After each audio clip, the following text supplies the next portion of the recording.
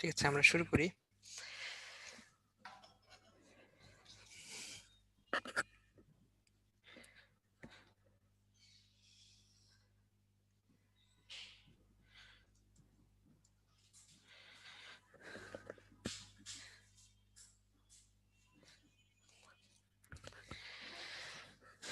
আসসালামু আলাইকুম রহমতুল্লাহি ওয়া বারাকাতুহু।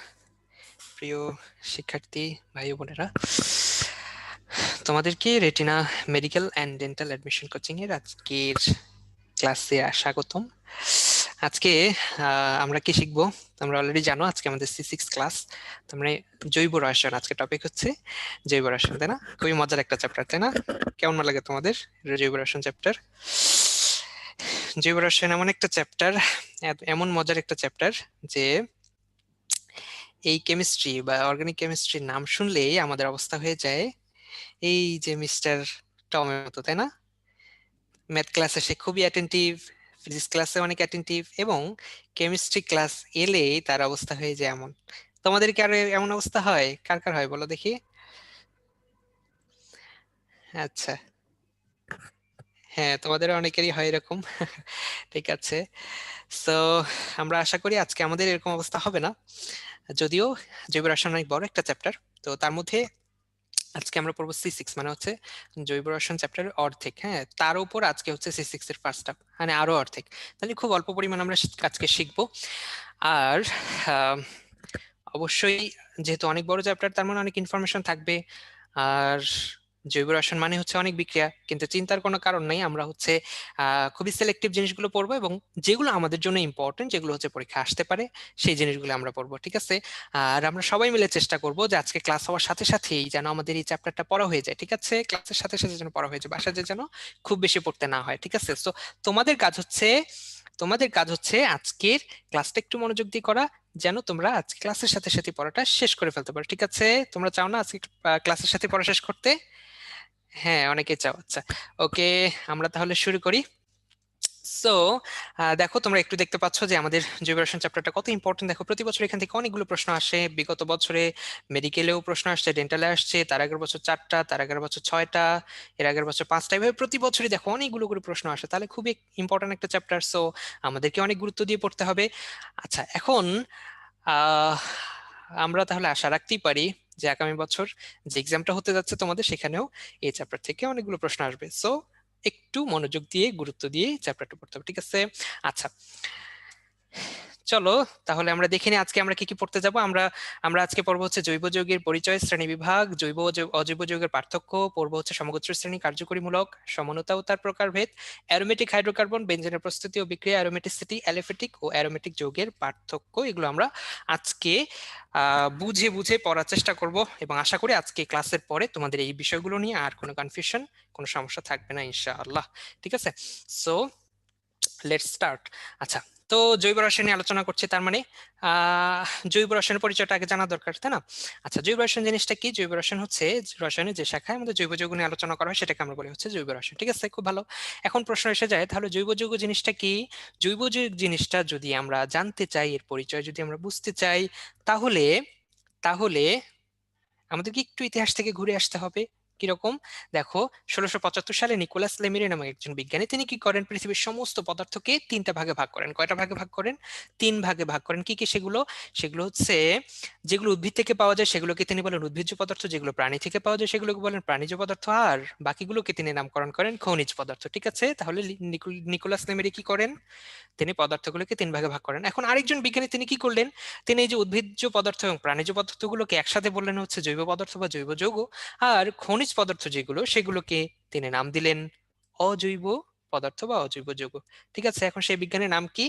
সেই বিজ্ঞানীর নাম হচ্ছে, দেখতেই পাচ্ছ তোমরা, বিজ্ঞানী বার্জেলিয়াস। তিনি কি করেন? যৌগসমূহকে জৈব যৌগ এবং অজৈব যৌগ নামকরণ করেন। তো তিনি যখন এরকম নামকরণ করলেন, এরপরে তিনি এই যে জৈব যৌগ, এটার একটা পরিচয় দেওয়ার চেষ্টা করলেন। ঠিক আছে, কিরকম পরিচয়? তিনি বললেন যে জৈব যৌগ হচ্ছে এমন যৌগ যেগুলো হচ্ছে সজীব উদ্ভিদ এবং প্রাণীতে পাওয়া যায়। ঠিক আছে, সো ঠিক আছে, এই পর্যন্ত ঠিক ছিল। এরপরে তিনি আরেকটু বাড়িয়ে বললেন যে জৈব যৌগ হচ্ছে এমন যৌগ যেগুলো হচ্ছে সজীব উদ্ভিদ প্রাণীতে তো পাওয়া যায়, কিন্তু এর বাইরে আর কোথাও পাওয়া যায় না। একটা রহস্যময় শক্তির প্রভাবে তোমার উদ্ভিদ এবং প্রাণীতে তৈরি হয়। যেহেতু উদ্ভিদ প্রাণীর বাইরে কোথাও রহস্যময় শক্তি নাই, সুতরাং এর বাইরে আমরা এটা পাই না, কোথাও তৈরিও করতে পারি না। ঠিক আছে, আচ্ছা, সো তিনি তাহলে কি বললেন যে একটা রহস্যময় শক্তির কারণে আমাদের উদ্ভিদ এবং প্রাণীর মধ্যে জৈব যৌগ তৈরি হয়, এর বাইরে তৈরি হয় না। So, তার এই যে মতবাদ, তার এই কথা, এটাকে একটা মতবাদ হিসেবে প্রচার করা হলো। কি মতবাদ? সেটা হচ্ছে প্রাণ শক্তি মতবাদ। তোমরা দেখতে পাচ্ছ প্রাণ শক্তি মতবাদ। ইংরেজিতে এটাকে কি বলে? এটাকে বলে ভাইটাল ফোর্স থিওরি। ঠিক আছে, এটাকে কি বলে? Vital force theory. আচ্ছা, এখন বিজ্ঞানী বার্জেলিয়াস তো প্রাণ শক্তি মতবাদ দিলেন, ঠিক কিছুদিন পরে আরেকজন বিজ্ঞানী তিনি পরীক্ষাগারে একটা এক্সপেরিমেন্ট চালাচ্ছিলেন, একটা বিক্রিয়া চালাচ্ছিলেন। কিরকম বিক্রিয়া? তিনি অ্যামোনিয়াম ক্লোরাইডের সাথে লেড সায়ানেটের বিক্রিয়া দিলেন, দিয়ে দেখলেন যে সেখানে কি তৈরি হলো? Ammonium cyanate. এখন সমস্যা ছিল কি জানো? এই অ্যামোনিয়াম সায়ানেট ছিল ভেজা, হ্যাঁ, মানে হচ্ছে আর্দ্র। এখন আমরা ভেজা কোনো কিছুকে শুকাতে চাইলে কি করি বলতো? আমরা তাপ দেই, তাই না? আচ্ছা, আমরা মনে করো ভেজা কাপড় শুকাতে চাইলে কি করি? রোদে দেই, তাপ দেই। তো সেই বিজ্ঞানী কি করলেন? এই আর্দ্র অ্যামোনিয়াম সায়ানেট থেকে শুষ্ক অ্যামোনিয়াম সায়ানেট পাওয়ার জন্য সেখানে তিনি কি করলেন? তাপ দিলেন। এখন তাপ দেওয়ার ফলে সেখানে শুষ্ক অ্যামোনিয়াম সায়ানেটের পরিবর্তে তৈরি হলো একটা নতুন যৌগ, একটা জৈব যৌগ। তোমরা কি জানো এই যৌগটার নাম কি? বলো দেখি, বলো দেখি। হ্যাঁ, তোমরা তো জানো দেখি, এটা হচ্ছে কি? ইউরিয়া। হ্যাঁ, এই যৌগটার নাম কি? ইউরিয়া। সংকেতটা অবশ্যই মনে রাখবো, অনেক ইম্পর্টেন্ট, H2NCONH2। ওকে, তাহলে অ্যামোনিয়াম সায়ানেটকে উত্তপ্ত করলে কি পাওয়া যায়? ইউরিয়া পাওয়া যায়, এবং ইউরিয়া একটা জৈব যৌগ। তো বিজ্ঞানী দেখলেন যে আসলে আমরা যে এতদিন জেনে আসলাম যে বিজ্ঞানী বার্জেলিয়াসের মতে যে জৈব যৌগ তোমার উদ্ভিদ এবং প্রাণীর বাইরে কোথাও পাওয়া যায় না, কিন্তু এই তো ল্যাবরেটরিতে কি সুন্দর তোমার অ্যামোনিয়াম সায়ানেট থেকে আমরা ইউরিয়া নামক একটা জৈব যৌগ তৈরি করে ফেললাম। তাহলে কি প্রাণশক্তি মতবাদ একটা ভুল মতবাদ? তো বিজ্ঞানী ফ্রেডরিক কুলার এই এক্সপেরিমেন্টের পরে বিজ্ঞানী বার্জেলিয়াসের যে প্রাণশক্তি মতবাদ, সে মতবাদকে ভুল প্রমাণ করলেন। এই যে তিনি দীর্ঘদিনের একটা প্রচলিত মতবাদকে ভুল প্রমাণ করলেন, এই কাজের স্বীকৃতি স্বরূপ তাকে বলা হয় জৈব রসায়নের জনক। আচ্ছা, তোমরা কি এখন বলতে পারো সে বিজ্ঞানীর নাম কি? বলো দেখি, তোমাদের ছবি দেখাচ্ছি, বলো দেখি এই বিজ্ঞানীর নাম কি? তোমরা জানো? সবাই একটু লিখে জানাও, বিজ্ঞানীর নাম কি বলো দেখি।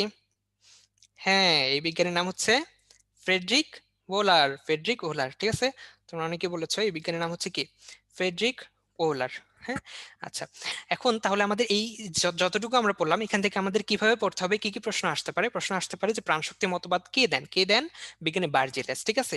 আর কি প্রশ্ন আসতে পারে? যে প্রাণশক্তি মতবাদকে ভুল প্রমাণ করেন কে? কে প্রমাণ করেন? বিজ্ঞানী ফ্রেডরিক ওলার।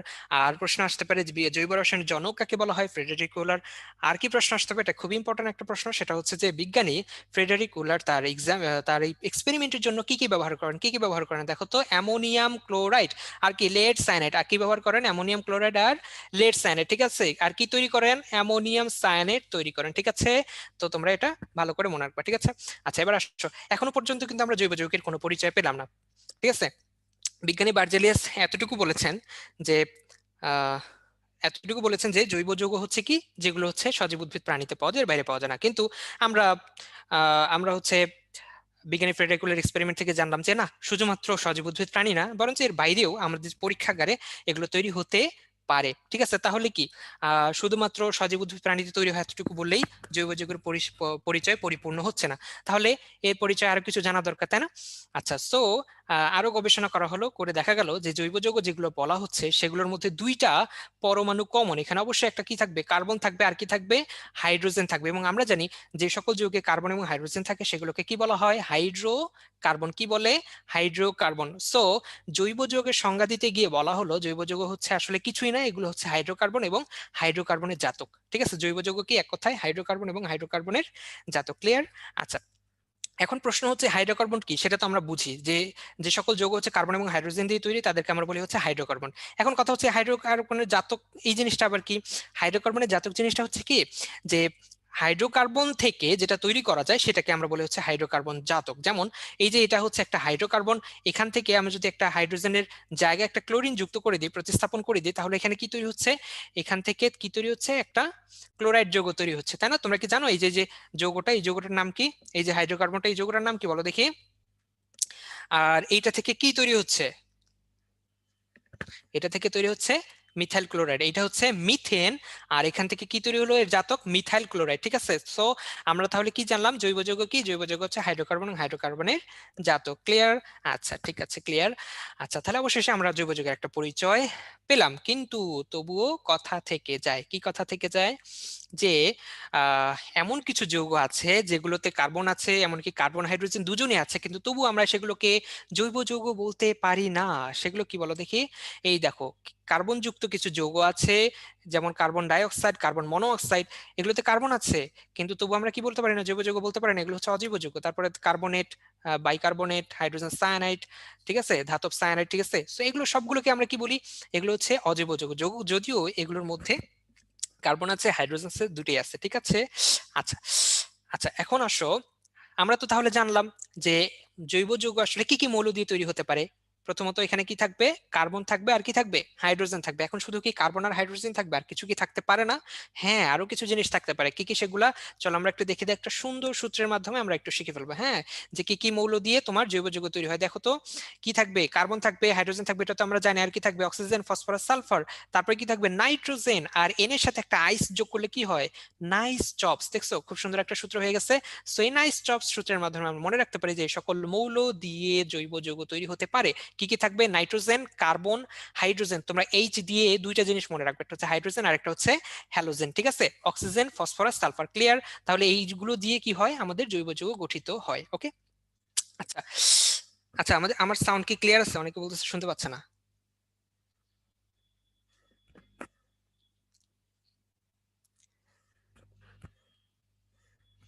আচ্ছা, ঠিক আছে। হ্যাঁ, মোটামুটি সবার কাছে ক্লিয়ার। অনেকের হয়তো নেটওয়ার্কের সমস্যার জন্য সমস্যা হচ্ছে, ঠিক আছে। আচ্ছা, তাহলে আমরা কি পেলাম? জৈব যৌগ কি মৌল দিয়ে গঠিত সেটা আমরা জেনে ফেললাম। ওকে, আচ্ছা, এবারে আসো, জৈব যৌগ দেখো, অজৈব যৌগের সংখ্যা পৃথিবীতে কত? মাত্র 1 লাখের মতো, তাই না? খুব কম, কিন্তু তো এর তুলনায় দেখো জৈব যৌগের সংখ্যা কত? 80 লক্ষের অধিক, অনেক অনেক বেশি, তাই না? কোথায় 1 লাখ আর কোথায় 80 লাখ, কত পার্থক্য! এখন প্রশ্ন হচ্ছে, যে আহ জৈব যৌগের মধ্যে কি এমন বৈশিষ্ট্য আছে, আচ্ছা, জৈব যৌগের মধ্যে কি এমন বৈশিষ্ট্য আছে যে এর সংখ্যা এত এত বেশি হয়ে গিয়েছে? অজৈব যৌগের মধ্যে এই বৈশিষ্ট্যগুলো নেই। কি এমন বৈশিষ্ট্য যেটা জৈব যৌগে আছে কিন্তু অজৈব যৌগে নাই, তাই না? জৈব যৌগের সংখ্যা বৃদ্ধির এই রহস্য, জৈব যৌগের প্রাচুর্যের এই কারণ হচ্ছে তিনটা। কয়টা কারণ জৈব যৌগের প্রাচুর্যের? তিনটা কারণ। কি কি সেগুলা? চলো একটু দেখি। ক্যাটেনেশন, তারপরে হচ্ছে পলিমারকরণ, আর কি? সমানুতা। তাহলে জৈব যৌগের প্রাচুর্যতার কারণ কয়টা? তিনটা। কি কি সেগুলা? ক্যাটেনেশন, পলিমারকরণ, সমানুতা। ঠিক আছে, তোমরা আমার সাথে সাথে রিপিট করো, ঠিক আছে? তাহলে কি হবে? তোমাদের আজ ক্লাসের সাথে সাথে পড়াটা হয়ে যাবে। যদিও আমি তোমাদের সাউন্ড শুনতে পাচ্ছি না, তোমাদের কথা শুনতে পাচ্ছি না, কিন্তু আমি ধরে নিচ্ছি তোমরা পড়াগুলো রিপিট করতেছো নিজে নিজে, ঠিক আছে। সো তাহলে কি হবে? একবার আমার কাছে শুনছো, একবার নিজেরা বলছো, তাহলে তোমার 2বার করে একটা লাইন, একটা ওয়ার্ড কি হবে? রিভিশন হবে। ওকে, আচ্ছা, তাহলে জৈব যৌগের প্রাচুর্যতার কয়টা কারণ? তিনটা কারণ। একটা হচ্ছে ক্যাটেনেশন, পলিমারকরণ, আর কি? সমানুতা। আচ্ছা, তাহলে এই ক্যাটেনেশন, পলিমারকরণ, এগুলোর প্রথম অক্ষরগুলো নিয়ে আমরা একটু সাজানি দেখি কি পাওয়া যায়। দেখছো কি পাওয়া গেল? ক্যাপস, তাই না? ক্যাটেনেশন, পলিমারকরণ, সমানতা, এই ক্যাপস দিয়ে আমরা সহজেই মনে রাখতে পারি যে এই তিনটা হচ্ছে কি? জৈব যৌগের প্রাচুর্যতার কারণ। তাহলে জৈব যৌগের প্রাচুর্যতার কয়টা কারণ? তিনটা কারণ। কি কি? ক্যাটেনেশন, পলিমারকরণ, সমানতা। কি দিয়ে মনে রাখবো? ক্যাপস দিয়ে মনে রাখবো, ঠিক আছে। আচ্ছা, আমরা এখন চেষ্টা করবো এই প্রত্যেকটাই একটু ছোট ছোট করে একটু করে পড়ে ফেলতে, হ্যাঁ, এগুলো পরিচয়গুলো একটু জানার জন্য। দেখি কি বলে। জৈব যৌগের প্রাচুর্যতা, ক্যাটেনেশন। ক্যাটেনেশন জিনিসটা কি? ক্যাটেনেশন আসলে কিছুই না। কি হয়? অনেকগুলো কার্বন একটা আরেকটার সাথে যুক্ত হয়ে যে দীর্ঘ শিকল বা হচ্ছে বলয় তৈরি করার যে ক্ষমতা, সেটাকে বলা হয় কার্বনের ক্যাটেনেশন, ঠিক আছে।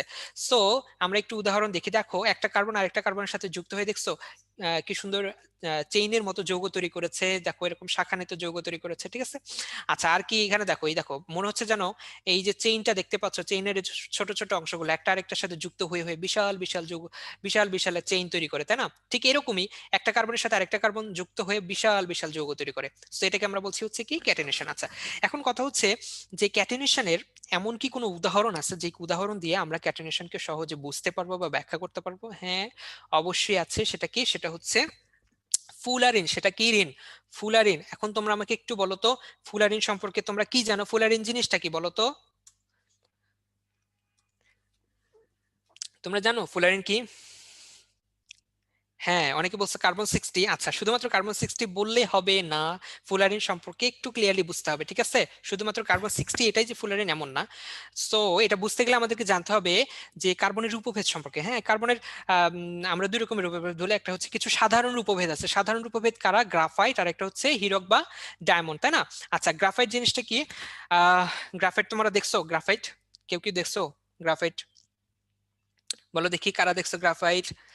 হ্যাঁ, অনেকে দেখছে কিন্তু অনেকে দেখে নাই। আচ্ছা আচ্ছা, ঠিক আছে, আমি বলে দিচ্ছি। গ্রাফাইট কি, আমাদের যে পেন্সিল আমরা ব্যবহার করি, পেন্সিলের যে শীষ, এটা হচ্ছে তোমার গ্রাফাইট দিয়ে তৈরি, ঠিক আছে। সো এখন বলো দেখি, তোমরা সবাই দেখছো যারা দেখো নাই? হ্যাঁ, আচ্ছা, তাহলে অনেকেই দেখছো গ্রাফাইট, ঠিক আছে। সো এই গ্রাফাইট এবং আমাদের যে হীরক বা ডায়মন্ড, এগুলো কি, এগুলো হচ্ছে কার্বনের রূপভেদ, ওকে। আচ্ছা, তাহলে এগুলো হচ্ছে সাধারণ রূপভেদ। তাহলে বিশেষ রূপভেদ কারা? বিশেষ হচ্ছে যে দেখো, যে সকল যৌগে কার্বনের যে সকল যৌগে কার্বনের সংখ্যা হচ্ছে 30 থেকে 70, সেগুলো হচ্ছে কি বিশেষ রূপভেদ। তাহলে যে সকল যৌগে কার্বনের সংখ্যা হচ্ছে 30 থেকে 70, সেগুলোকে আমরা কি বলছি? এগুলোকে আমরা বলছি হচ্ছে বিশেষ রূপভেদ। এখন এই 30 থেকে 70 এগুলোর মধ্যেও আরো কিছু স্পেশাল কার্বন নাম্বার আছে, যেগুলো হচ্ছে 32, 50, 60, 70, এগুলোকে আমরা বলছি হচ্ছে ফুলারিন, ঠিক আছে। এবার বুঝতে পারছো যে শুধুমাত্র কার্বন 60 এইটাকে আমরা ফুলারিন বলছি না। ফুলারিন আসলে কি, ফুলারিন হচ্ছে তোমার একটা বিশেষ রূপভেদ, যেটা কিনা কিছু স্পেশাল নাম্বার কাউন্ট করে, যেমন হচ্ছে 32, 50, 60, 70, ঠিক আছে। সো এগুলোর মধ্যে আমাদের কার্বন 60 যে ফুলারিনটা, এটা একটু স্পেশাল। কেন স্পেশাল দেখো, এটার আরেকটা নাম আছে বুকমিনস্টার ফুলারিন বা বাকি বল। একে দুইটা নামে ডাকা যায়, একটা হচ্ছে বুকমিনস্টার ফুলারিন আর একটা হচ্ছে বাকি বল। তো আমরা তাহলে বুঝলাম সাধারণ রূপভেদ, তারপরে হচ্ছে বিশেষ রূপভেদ, জানলাম ফুলারিন সম্পর্কে। এখন আমরা জানবো হচ্ছে বুকমিনস্টার ফুলারিন সম্পর্কে, ক্লিয়ার? আচ্ছা, সো বুকমিনস্টার ফুলারিন জিনিসটাকে এটা দেখতে কিসের মতো? দেখো পাশে একটা সুন্দর ছবি দেয়া আছে, তোমরা দেখতেই পাচ্ছ। এটা কিসের মতো দেখতে? ফুটবলের মতো দেখতে। সো আমাদের বইয়ে আরেকটা আকৃতি দেয়া আছে, সেটা কি? সেটা হচ্ছে বহুভুজাকৃতির গম্বুজ, ঠিক আছে। কিসের গম্বুজ? বহুভুজাকৃতির গম্বুজ। আমাদের বইয়ে একই জায়গায় দুটো ইনফরমেশন আছে, সো আমাদের দুইটাই পড়তে হবে, হ্যাঁ। একটা হচ্ছে ফুটবল আকৃতির, একটা হচ্ছে কি গম্বুজ আকৃতির, ওকে। আচ্ছা, সো আর এই যে বুকমিনস্টার ফুলারিন, এখানে কয়টা কার্বন থাকবে? এখানে 60টা কার্বন থাকবে। কয়টা কার্বন? 60 কার্বন, ওকে। আচ্ছা, আর এর নাম কি? আরেকটা বাকি বল, ঠিক আছে। বাকি বানানটা তোমরা একটু খেয়াল করো, ইংরেজিতে কিভাবে, BUCKY, ঠিক আছে। এটাকে কি বলা হচ্ছে? কি বল? বাকি বল, ওকে। আচ্ছা, তারপরে আমরা কি জানবো? এর আণবিক ভর। আণবিক ভর কত? আণবিক ভর 720। খুব সহজে আমরা এটা বের করতে পারি। যেমন মনে করো, আমাদের এই ফুলারিন তৈরি করতে কয়টা কার্বন লাগবে? 60টা কার্বন লাগবে। প্রতিটা কার্বনের পারমাণবিক ভর কত? 12। তাহলে টোটাল আমাদের কত? 720, ঠিক আছে। তাহলে কত? 720। আণবিক ভর কত? 720, ওকে। তাহলে আশা করি তোমাদের এটা আর ভুল হবে না। আচ্ছা, এরপরে আসো শঙ্করায়ন sp2। শঙ্করায়ন sp2 দেখো, শঙ্করায়নে তোমরা ফার্স্ট পেপারে অনেক ডিটেলস আলোচনা পাবা। সো এখন শঙ্করায়ন বিষয়টা হচ্ছে কি, যে তোমরা অলওয়েজ মনে রাখবা, জৈব যৌগে যে শঙ্করায়ন হয় সেটা হচ্ছে তিন ধরনের। জৈব যৌগে কার্বনের, শুধুমাত্র কার্বনের তিন ধরনের শঙ্করায়ন হয়। সেটা কি? সেটা হচ্ছে আহ, সেটা হচ্ছে যে sp2, sp3। তাহলে জৈব যৌগে কার্বনের কয় ধরনের সংকরণ হয়? তিন ধরনের সংকরণ। কি কি সেগুলো? sp, sp2 এবং sp3, ওকে। অলওয়েজ মনে রাখবা জৈব যৌগের সংকরণ কয়টা?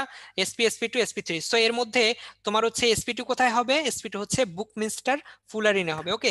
আচ্ছা, তোমরা কি বলতে পারো এই যে sp2 সংকরায়ন, sp2 সংকরায়ন এইটা আর কোথায় কোথায় হতে পারে? আচ্ছা, তোমাদের জন্য একটু ইজি করে দিচ্ছি, যে অ্যালকিন, অ্যালকাইন, অ্যালকেন, এগুলোর মধ্যে কোনটাতে sp2 সংকরণ হয় বলো দেখি? তোমরা জানো? হ্যাঁ হ্যাঁ, অ্যালকিন। আচ্ছা, ইথিন, এক কথা আমরা অ্যালকিন বলতে পারি, ঠিক আছে। এগুলোতে কি হয়? sp2 সংকরায়ন হয়, ঠিক আছে।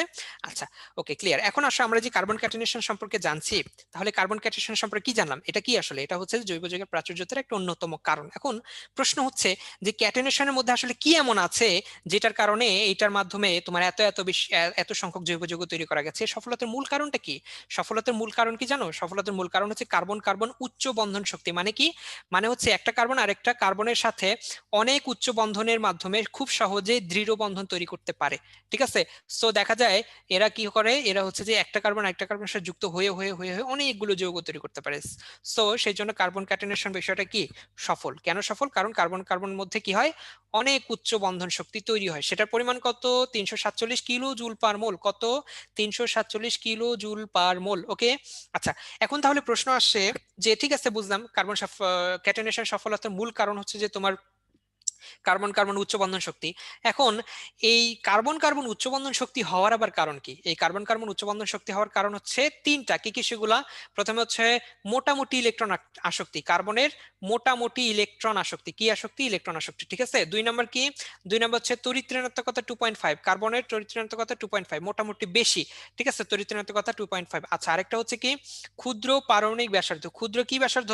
ক্ষুদ্র পারমাণবিক ব্যাসার্ধ। এই তিনটা বৈশিষ্ট্য থাকার কারণে আমরা কি বলতে পারি? পারি যে কার্বন কার্বন অনেক দৃঢ় বন্ধন তৈরি করা যায়, অনেক উচ্চ শক্তির বন্ধন তৈরি করা যায়, আর এই উচ্চ শক্তির বন্ধন তৈরির জন্য কার্বন ক্যাটায়ন বিষয়টা অনেক বেশি সফল। ঠিক আছে, সো তোমরা একটু ভালো করে এটা পড়ে ফেলবা। ওকে, আচ্ছা এবার আসো, আমরা তাহলে কি করলাম, আমরা হচ্ছে এতক্ষণ ক্যাটেনেশন সম্পর্কে জানলাম, তাই না? জৈব যৌগের প্রাচুর্যতার যে তিনটা কারণ ছিল তার মধ্যে আমরা কি শিখলাম? ক্যাটেনেশন অলরেডি শিখে ফেললাম।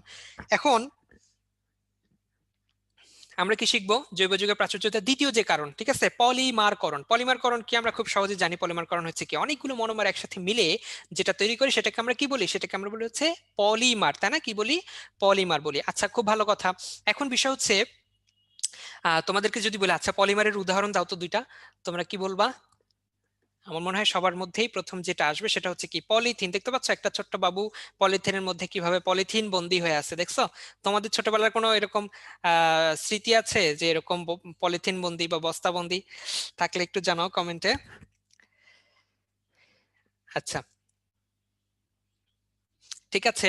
এরপরে দেখো, এই যে রিসাইকেল বিন, এটা কি? এগুলো সবগুলো কি প্লাস্টিকের তৈরি, তাই না? এই যে ডাস্টবিন গুলো দেখো আমাদের দেখে তাকিয়ে কিভাবে হাসাহাসি করতেছে।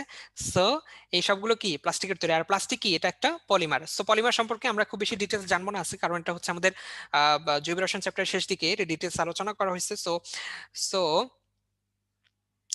সো হচ্ছে তোমরা এটা C7 লেকচারে এটা ভালো করে জানবা। ওকে, আচ্ছা এখন যেটা আমরা জানবো সেটা হচ্ছে যে পলিথিন, আমরা বললাম পলিথিন একটা পলিমার, তাই না? পলিথিন পলিমার মানে কি? এর একটা মনোমারও আছে। মনোমার কি? ইথিন। ইথিনের আরেকটা নাম হচ্ছে ইথিলিন, ঠিক আছে?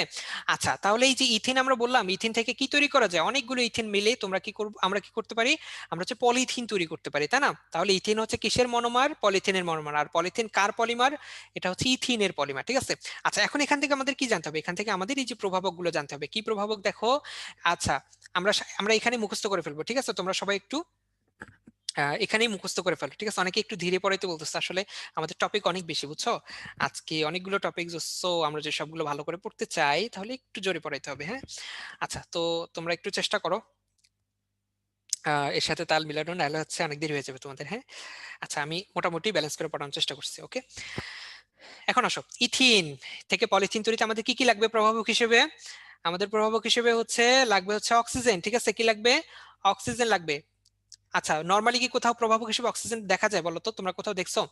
খুব সাধারণত দেখা যায় না কোথাও প্রভাবক হিসেবে, কিন্তু এখানে একটু ব্যতিক্রম, আমরা এখানে কি করি? অক্সিজেন গ্যাস ব্যবহার করি। তাহলে প্রশ্নটা কিভাবে আসতে পারে যে ইথিন থেকে পলিথিন তৈরিতে কোন গ্যাস ব্যবহৃত হয়? কোন গ্যাস ব্যবহৃত হয়? অক্সিজেন। ওকে, আচ্ছা এখানে তাপমাত্রা কত লাগবে? 200°C। কত লাগবে? 200°C। তোমরা নিজেরা একটু রিপিট করো, তাপমাত্রা কত? 200°C। আর কতগুলো কতগুলো ইথিন লাগবে? 600 থেকে 1000। 600 থেকে 1000, কি বলে? 600 থেকে 1000। ওকে, আর প্রেসার, চাপ, চাপ কত লাগবে? চাপ হচ্ছে 1000 থেকে 1200 অ্যাটম চাপ। কতগুলো চাপ লাগবে? 1000 থেকে 1200 অ্যাটম চাপ। তাহলে কি কি লাগবে? অক্সিজেন লাগবে, তাপমাত্রা 200°C, তারপর হচ্ছে যে কতগুলো ইথিন লাগবে? 600 থেকে 1000। আর প্রেসার কত লাগবে? চাপ, চাপ হচ্ছে 1000 থেকে 1200 অ্যাটম চাপ। ওকে, ক্লিয়ার। আচ্ছা, আমাদের তাহলে পলিমারকরণ পড়া শেষ। তাহলে আমরা কি কি শিখলাম? আমরা শিখলাম হচ্ছে যে আমাদের জৈব যৌগের যে একটা ইতিহাস, কিভাবে জৈব যৌগের পরিচয় আমরা পেলাম সেগুলো শিখলাম। তারপর হচ্ছে আমরা শিখলাম হচ্ছে যে কি কি মৌল দিয়ে জৈব যৌগ হয়, গঠিত হয়। এরপরে কি শিখলাম? এরপরে শিখলাম হচ্ছে আমাদের জৈব যৌগের প্রাচুর্যতা, রহস্য, ক্যাটেনেশন সম্পর্কে শিখলাম, পলিমারকরণ সম্পর্কে শিখলাম। ওকে, আচ্ছা এখন আসো, আমাদের একটা পোল চালু হবে, দেখি তোমরা কেমন মনোযোগ দিয়ে এতক্ষণ ধরে ক্লাস করলা। একটু দেখি তোমাদের কতটুকু মনে আছে। তোমরা একটু দ্রুত অ্যান্সার করবা, হ্যাঁ? আমরা পোল 1 লঞ্চ করছি, পোল চালু হয়ে গেছে। তোমরা অ্যান্সার করতে থাকো, ধুমধাম অ্যান্সার করতে থাকো, দেখি তোমাদের কতটুকু মনে আছে। ফ্রেডরিক হুলার ইউরিয়া প্রস্তুতির সময় নিম্নের কোন দ্রবণ যোগ করেন? দেখো দেখি কি হবে। ঠিক আছে, সবাই একটু অ্যান্সার করো, দ্রুত অ্যান্সার করো। আচ্ছা, 2 নম্বর প্রশ্ন হচ্ছে জৈব যৌগ তৈরিতে নিচের কোন মৌলটি লাগে না? আমরা কিন্তু অলরেডি এটা পড়ছি, ঠিক আছে? আচ্ছা, এবং তোমরা অবশ্যই এই দুটো প্রশ্ন খুবই গুরুত্বের সাথে নেবা, কারণ হচ্ছে এগুলো হচ্ছে মেডিকেল অলরেডি আসছে, হ্যাঁ? এবং আমি চেষ্টা করেছি আজকে যতগুলো পোল আসবে মোটামুটি সবগুলো মেডিকেলের প্রশ্ন থেকে দেওয়ার জন্য, প্রিভিয়াস কোশ্চেন, যেন তোমাদের মেডিকেলের কিছু প্রশ্ন এখানে প্র্যাকটিস হয়ে যায়, এবং এবং তোমরা যেন একটা আইডিয়া নিয়ে যেতে পারো যে মেডিকেল প্রশ্নগুলো এখান থেকে কিভাবে হয়। ওকে, আচ্ছা, সো আর আমাদের সময় মোটামুটি শেষ, আমরা ক্লোজ করে দিচ্ছি, ঠিক আছে? তোমাদেরকে অসংখ্য ধন্যবাদ। দেখি তোমরা কেমন করলা। আচ্ছা দেখো, এখানে রেজাল্ট শো করছে, দেখো দেখি। হ্যাঁ, 1 নম্বরে অ্যান্সার করছে হচ্ছে লেট সায়ানেট। হ্যাঁ, বেশিরভাগ অ্যান্সার করছো, সব তোমাদের অ্যান্সার সঠিক। আর 2 নম্বরেরটা হচ্ছে কি, আমাদের কি ছিল, নাইস চপস দিয়ে আমরা মনে রেখে, তাই না, যে জৈব যৌগ তৈরিতে নাইস চপস যে মৌলগুলো আছে সেগুলো দিয়ে তৈরি হয়। তো এর মধ্যে কি সিলিকন ছিল না, তার মানে হচ্ছে আমাদের অ্যান্সার হবে সিলিকন। ঠিক আছে, 2 নম্বরের অ্যান্সার হচ্ছে 4 আর 1 নম্বরের অ্যান্সার হচ্ছে 4, ডি নাম্বার। ওকে, সো তোমাদেরকে অনেক ধন্যবাদ, যারা সঠিক অ্যান্সার দিয়েছো তোমাদেরকে অভিনন্দন, যারা ভুল অ্যান্সার দিয়েছো তাদেরকে অভিনন্দন। আশা করি তোমরা অ্যান্সার দেখার পরে এটা আর ভুলে যাবে না। ওকে, সো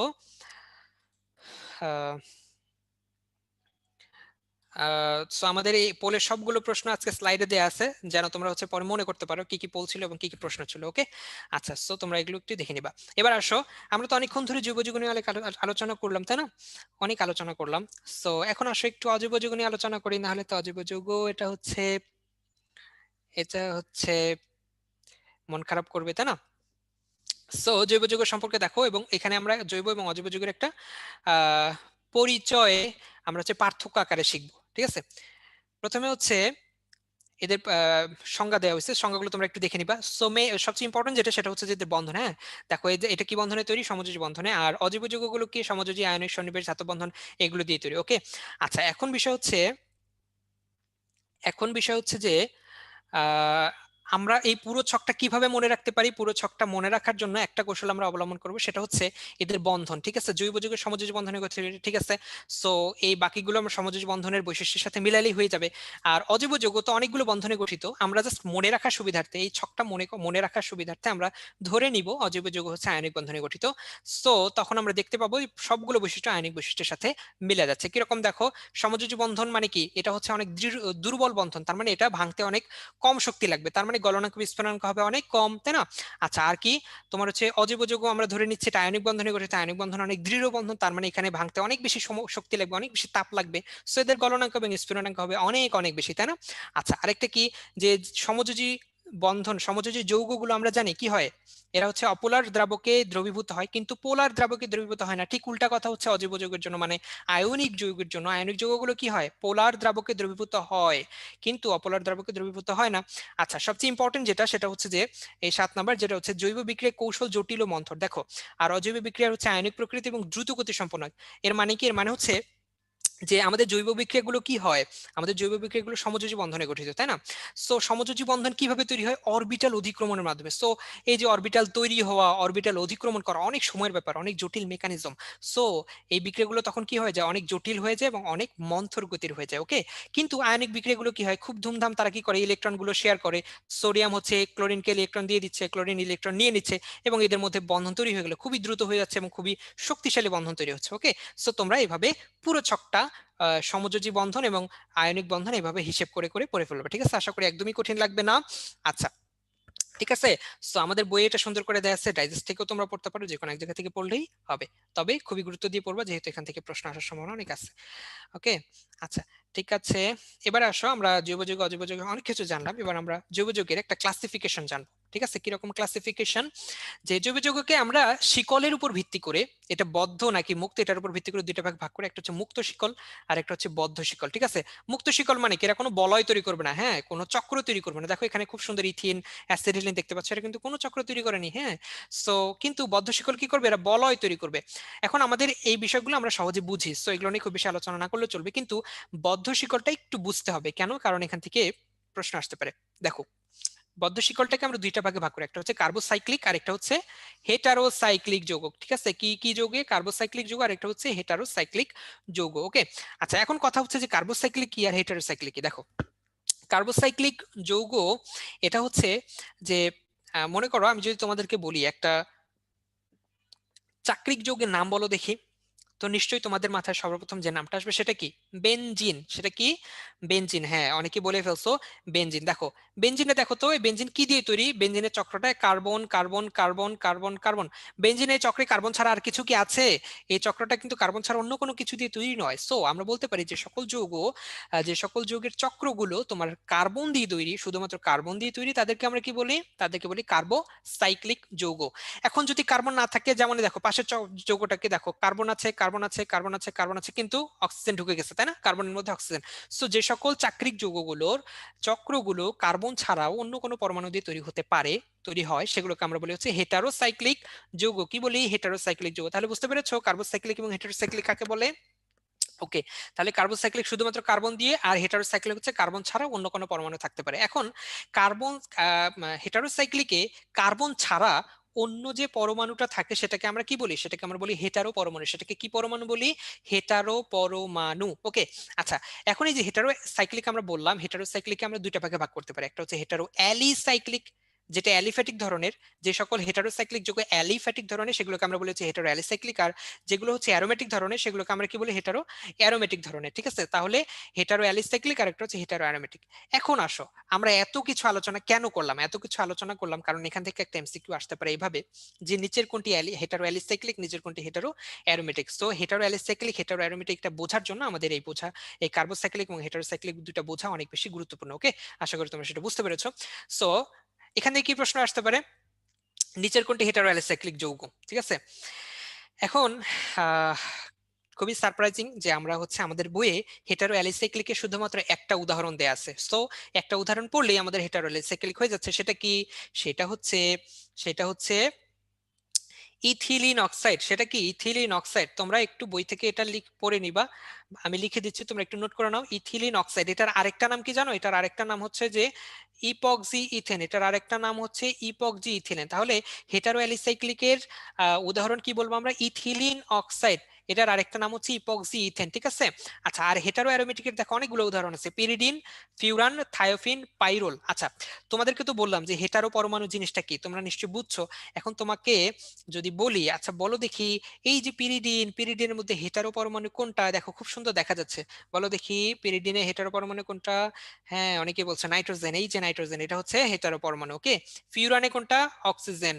থায়োফিনে কোনটা? সালফার। আর পাইরোলে NH। ঠিক আছে, এখানে কিন্তু শুধু এন না, এখানে পুরো NH টাই হচ্ছে তোমার, এখানে হচ্ছে NH টা হচ্ছে তোমার হেটারো পরমাণু। ওকে, সো আশা করি তোমরা বুঝতে পেরেছো heterocyclic, hetero aromatic, hetero alicyclic. Okay, আশা করি এটা ভুলে যাবে না।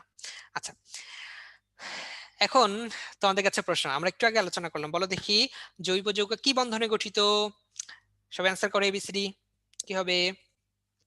হ্যাঁ, ভেরি গুড, সবাই বলছো এবং এ, তার মানে কি? সমযোজী বন্ধনে গঠিত, তাই না? আচ্ছা, ঠিক আছে, জৈব যৌগ হচ্ছে সমযোজী বন্ধনে গঠিত। আচ্ছা, এখন তোমাদের কাছে প্রশ্ন, এই যে সমযোজী বন্ধন, এই সমযোজী বন্ধন কয় প্রকার তোমরা জানো? সমযোজী বন্ধন কয় প্রকার? সমযোজী বন্ধন বলো দেখি কয় প্রকার? আচ্ছা, অনেকে বলছো 2 প্রকার, অনেকে বলছো 3 প্রকার, অনেকে 3 প্রকার বলছো। আচ্ছা, আসলে সমযোজী বন্ধন কয় প্রকার? আসলে হচ্ছে 2 প্রকার। কি কি সেগুলা? সিগমা বন্ধন আর পাই বন্ধন, তাই না? আমরা জানি, আমরা এগুলো অনেকবার পড়ে আসছে। সেটা কি? সিগমা বন্ধন আর পাই বন্ধন, এগুলো কি হচ্ছে সমযোজী বন্ধনের 2টা প্রকার। ওকে, আচ্ছা, এখন সিগমা বন্ধন কি আমরা জানি, যে অরবিটাল গুলো কি হয় সিগমা বন্ধনের ক্ষেত্রে? অরবিটাল গুলো কি করে? সামনাসামনি অধিক্রমণ করে। ঠিক আছে, সামনাসামনি অধিক্রমণ করে, সামনাসামনি অধিক্রমণ করে। আর পাই বন্ধনের ক্ষেত্রে কি হয়? পাই বন্ধনের ক্ষেত্রে হচ্ছে যে তোমার অরবিটাল গুলো পাশাপাশি অধিক্রমণ করে। অরবিটাল গুলো কি করে? পাশাপাশি অধিক্রমণ করে। দেখো এই যে পাশাপাশি অধিক্রমণ, এগুলো হচ্ছে পাই বন্ধন। ওকে, আচ্ছা, ঠিক আছে, আমরা বুঝলাম। এখন আসলে এই যে আমরা সমযোজী বন্ধন বলছি, সমযোজী বন্ধন আসলে কি? এটা হচ্ছে এমন একটা বন্ধন যেটা হচ্ছে ইলেকট্রন ইলেকট্রন ইলেকট্রন গুলো আসলে শেয়ারের মাধ্যমে যে বন্ধন তৈরি হয় সেটাকে আমরা বলি সমযোজী বন্ধন। এটা সহজ কথায় আমরা ছোটবেলায় এটা পড়ে আসছি, তাই না? ছোটবেলায় শিখে আসছি। কিন্তু দেখা গেল যে আমরা যখন ইন্টারমিডিয়েটে আসলাম তখন কি হলো, যে শুধুমাত্র ইলেকট্রনীয় যে কথাটা আমরা বলছিলাম, যে ইলেকট্রন শেয়ারের মাধ্যমে যে সমযোজী বন্ধন তৈরি হয়, শুধুমাত্র এটুকু দিয়ে আমরা হচ্ছে সমযোজী বন্ধনকে ব্যাখ্যা করতে পারছি না। তখন আমাদের কি নিয়ে আসতে হলো? আমাদের হচ্ছে অরবিটাল অধিক্রমণ তত্ত্ব নিয়ে আসতে হলো। মানে সমযোজী বন্ধন অরবিটালের অধিক্রমণের মাধ্যমে তৈরি হয়, এই তত্ত্ব নিয়ে আসতে হলো। সো এই জন্য আমরা বলি যে সমযোজী বন্ধনকে ব্যাখ্যার জন্য 2টা তত্ত্ব আছে। কয়টা তত্ত্ব? 2টা। একটা হচ্ছে ইলেকট্রনীয় মতবাদ, যেটা আমরা ছোটবেলায় পড়ছি, ওই যে ইলেকট্রন শেয়ার করা, ইলেকট্রন শেয়ারের মাধ্যমে যে বন্ধন তৈরি হয়। এখানে দেখো যে হাইড্রোজেন এবং কার্বন পরস্পরের সাথে ইলেকট্রন শেয়ার করে বন্ধন তৈরি করেছে, এটা হচ্ছে ইলেকট্রনীয় মতবাদ অনুযায়ী সমযোজী বন্ধন। ঠিক আছে, আর অরবিটাল অধিক্রমণ মানে কি? এখানে হচ্ছে যে তোমার অরবিটাল গুলো অধিক্রমণ করবে, অরবিটাল অধিক্রমণের মাধ্যমে সমযোজী বন্ধন তৈরি হবে। দেখো এখানে এই হাইড্রোজেনের একটা অরবিটাল কার্বনের একটা অরবিটালের সাথে অধিক্রমণ করে এখানে বন্ধন তৈরি করেছে। এখানে দেখো 2টা কার্বনের 2টা অরবিটাল পরস্পরের সাথে অধিক্রমণ বন্ধন তৈরি করেছে। সেভাবে অরবিটাল গুলো অধিক্রমণের মাধ্যমে তারা কি করবে? আর তারা হচ্ছে সমযোজী বন্ধন তৈরি করবে। তো আমাদের এখান থেকে যেটা জানতে হবে সেটা হচ্ছে যে ইলেকট্রনীয় মতবাদ দেন হচ্ছে বিজ্ঞানী লুইস, আর অরবিটাল অধিক্রমণ মতবাদ দেন হচ্ছে বিজ্ঞানী লিনাস পাউলি। ঠিক আছে, মনে থাকবে সবার? এখনই মুখস্থ করে ফেলো। তাহলে ইলেকট্রনীয় মতবাদ কে দেন? ইলেকট্রনীয় মতবাদ দেন বিজ্ঞানী লুইস, আর অরবিটাল অধিক্রমণ মতবাদ কে দেন? লিনাস পাউলি। ওকে, তাহলে সমযোজী বন্ধন ব্যাখ্যার জন্য কয়টা তত্ত্ব আছে? দুইটা তত্ত্ব আছে। একটা হচ্ছে ইলেকট্রনীয় মতবাদ আর একটা হচ্ছে অরবিটাল অধিক্রমণ মতবাদ। ওকে, সো ঠিক আছে, আশা করি তোমরা বুঝতে পেরেছো। এবার আসি যে আমরা সিগমা বন্ধন এবং পাই বন্ধনের পার্থক্য পড়লাম, তাই না? না, সিগমা বন্ধন পাই বন্ধন সম্পর্কে জানলাম। সো আমরা একটু পার্থক্য দেখার চেষ্টা করি। দেখো এখানে এদের পার্থক্য আকারে এদের বৈশিষ্ট্যগুলো সুন্দরভাবে আলোচনা করা হয়েছে। সো আমাদের মেইন বইয়ে যে পার্থক্যটা আছে তোমরা ততটুকু পড়বা, ওখানে 5টা পার্থক্য দেওয়া আছে, ওই 5টা পড়লেই যথেষ্ট, ঠিক আছে? সো ডাইজেস্টে এখানে 7টা দেওয়া আছে। সো বইয়ের যেটা 5টা আছে সে 5টা পড়লেই চলবে। ওকে, আচ্ছা। সো আমরা অলরেডি এই জিনিসগুলো আলোচনা করছি, তাই না? সিগমা বন্ধন কি হয়? এরা হচ্ছে সামনাসামনি অধিক্রমণ করে, এটা হচ্ছে পাশাপাশি পাশাপাশি আংশিক অধিক্রমণ করে। সো আমরা এগুলো বুঝতে পারছি। আমাদের মেইন কনসার্ন হচ্ছে কি জানো? সেটা হচ্ছে যে এই 7 নাম্বারটা। ওকে, আচ্ছা, এখানে আরেকটা জিনিস একটু মনে রাখো, সেটা হচ্ছে যে সিগমা বন্ধন অক্ষ বরাবর ঘুরতে পারে আর পাই বন্ধন অক্ষ বরাবর ঘুরতে পারে না। এটা একটু কষ্ট করে মনে রাখো, আমরা এটা সামনে এটা নিয়ে আলোচনা করব। ওকে, জাস্ট এটা একটু মনে রাখো। সিগমা বন্ধন কি একক বন্ধন তৈরি করে। সো সিগমা বন্ধন কি অক্ষ বরাবর ঘুরতে পারে, কিন্তু কিন্তু কিন্তু তোমার হচ্ছে যে আণবিক অক্ষ বরাবর ঘুরতে পারে না কে? পাই বন্ধন। ওকে, আণবিক অক্ষ বরাবর ঘুরতে পারে না কে? পাই বন্ধন। ওকে, আচ্ছা, এখন আসো আমাদের 7 নম্বরটা এখানে কি বলা হয়েছে দেখো তো। শঙ্কর অরবিটাল বিশুদ্ধ অরবিটাল উভয় ক্ষেত্রে সিগমা বন্ধন হতে পারে। এস অরবিটাল শঙ্কর অরবিটাল ছাড়া অন্য কোনো অরবিটালে পাই বন্ধন করতে পারে না, তাই না? অদ্ভুত জিনিস, কি কি জানি বললো, মাথার উপর দিয়ে গেল, তাই না? আচ্ছা, ঠিক আছে, সমস্যা নেই, আমরা এটা একটু বুঝে পড়ার চেষ্টা করবো। ঠিক আছে, একটু খেয়াল করো, সিগমা বন্ধন কি বলা হচ্ছে সিগমা বন্ধন সম্পর্কে। আহ আচ্ছা, সিগমা বন্ধন সম্পর্কে কি বলা হচ্ছে যে শঙ্কর অরবিটাল এবং বিশুদ্ধ অরবিটাল এই সব জায়গায় সিগমা বন্ধন তৈরি হয়। তাহলে আমাদের জানতে হবে আগে যে শঙ্কর অরবিটাল কি এবং হচ্ছে বিশুদ্ধ অরবিটাল কি, এই পরিচয়টা আমাদেরকে জানতে হবে, তাই না? আচ্ছা, একটু খেয়াল করো, বিশুদ্ধ অরবিটাল কি, দেখো আমরা কিন্তু এগুলো নিয়ে অনেকবার আলোচনা করছি, তাই না? এস পি ডি এফ, কিন্তু এগুলি যে বিশুদ্ধ অরবিটালের, এটা কি কখনো খেয়াল করেছি? ওভাবে হয়তো খেয়াল করা হয়নি। তাহলে আমাদের আমাদের বিশুদ্ধ অরবিটাল কারা? আমাদের বিশুদ্ধ অরবিটাল হচ্ছে S orbital, P orbital, D orbital, F orbital, এগুলো হচ্ছে কি বিশুদ্ধ অরবিটাল। আচ্ছা, আমি একটু জোরে বলতেছি, এই জন্য হয়তো অনেকের সমস্যা হচ্ছে। ঠিক আছে, ঠিক আছে, একটু ধীরে বলার চেষ্টা করতেছি। আচ্ছা, আগের ক্লাসগুলোতে একটু সময় বেশি লেগে গিয়েছিল। সো আহ সো আমরা, ঠিক আছে, আমরা একটু ধীরে সুস্থে পড়ি, অসুবিধা নাই। তাহলে বিশুদ্ধ অরবিটাল কি? বিশুদ্ধ অরবিটাল হচ্ছে এস পি ডি এফ। ওকে, এস পি ডি এফ, এগুলোকে আমরা কি বলছি? বিশুদ্ধ অরবিটাল। ওকে, আচ্ছা, তাহলে শঙ্কর অরবিটাল কাকে বলে? শঙ্কর অরবিটাল খুব সহজ কথা, এই যে বিশুদ্ধ অরবিটাল, এগুলোকে আমরা মিলে যে অরবিটাল তৈরি করি সেগুলোকে আমরা কি বলি? শঙ্কর অরবিটাল বলি, শঙ্কর অরবিটাল বলি। এগুলোকে কি বলি? শঙ্কর অরবিটাল করি বলি। দেখো, একটা এস অরবিটাল একটা পি অরবিটালের সাথে যুক্ত হয়ে কি তৈরি করেছে? এস পি অরবিটাল, তাই না? একটা এস অরবিটাল একটা দুইটা পি এর সাথে মিলে কি করেছে? SP two. ঠিক একইভাবে এসপি থ্রি, এগুলোকে আমরা কি বলছি? শঙ্কর অরবিটাল। ওকে, এখন আমরা বিশুদ্ধ অরবিটাল শঙ্কর অরবিটালের পরিচয় শিখে ফেললাম। হ্যাঁ, এখন কথা হচ্ছে যে আমাদের এখানে কি বলা হয়েছে যে শঙ্কর অরবিটাল এবং বিশুদ্ধ অরবিটাল উভয়ের ক্ষেত্রে সিগমা বন্ধন হতে পারে। হতে পারে, হ্যাঁ, অবশ্যই হতে পারে। সিগমা বন্ধন অলওয়েজ কি হবে? কোথায় হবে? শঙ্কর অরবিটালেও হবে, বিশুদ্ধ অরবিটালেও হবে। কিন্তু পাই বন্ধনের ক্ষেত্রে কি বলা হয়েছে? পাই বন্ধনের ক্ষেত্রে খেয়াল করো, পাই বন্ধনের এটা হচ্ছে এস অরবিটালেও হবে না, শঙ্কর অরবিটালেও হবে না। এস অরবিটালেও হবে না, শঙ্কর অরবিটালেও হবে না। একটু খেয়াল করো, এই এস অরবিটালেও হবে না, শঙ্কর অরবিটালেও হবে না। আচ্ছা, তাহলে তোমরা একটু বলো তো, যদি এটা এস অরবিটালেও না হয় আর যদি শঙ্কর অরবিটালে না হয়, তাহলে হবে কোথায়? বলো দেখি, পাই বন্ধন কোথায় হবে?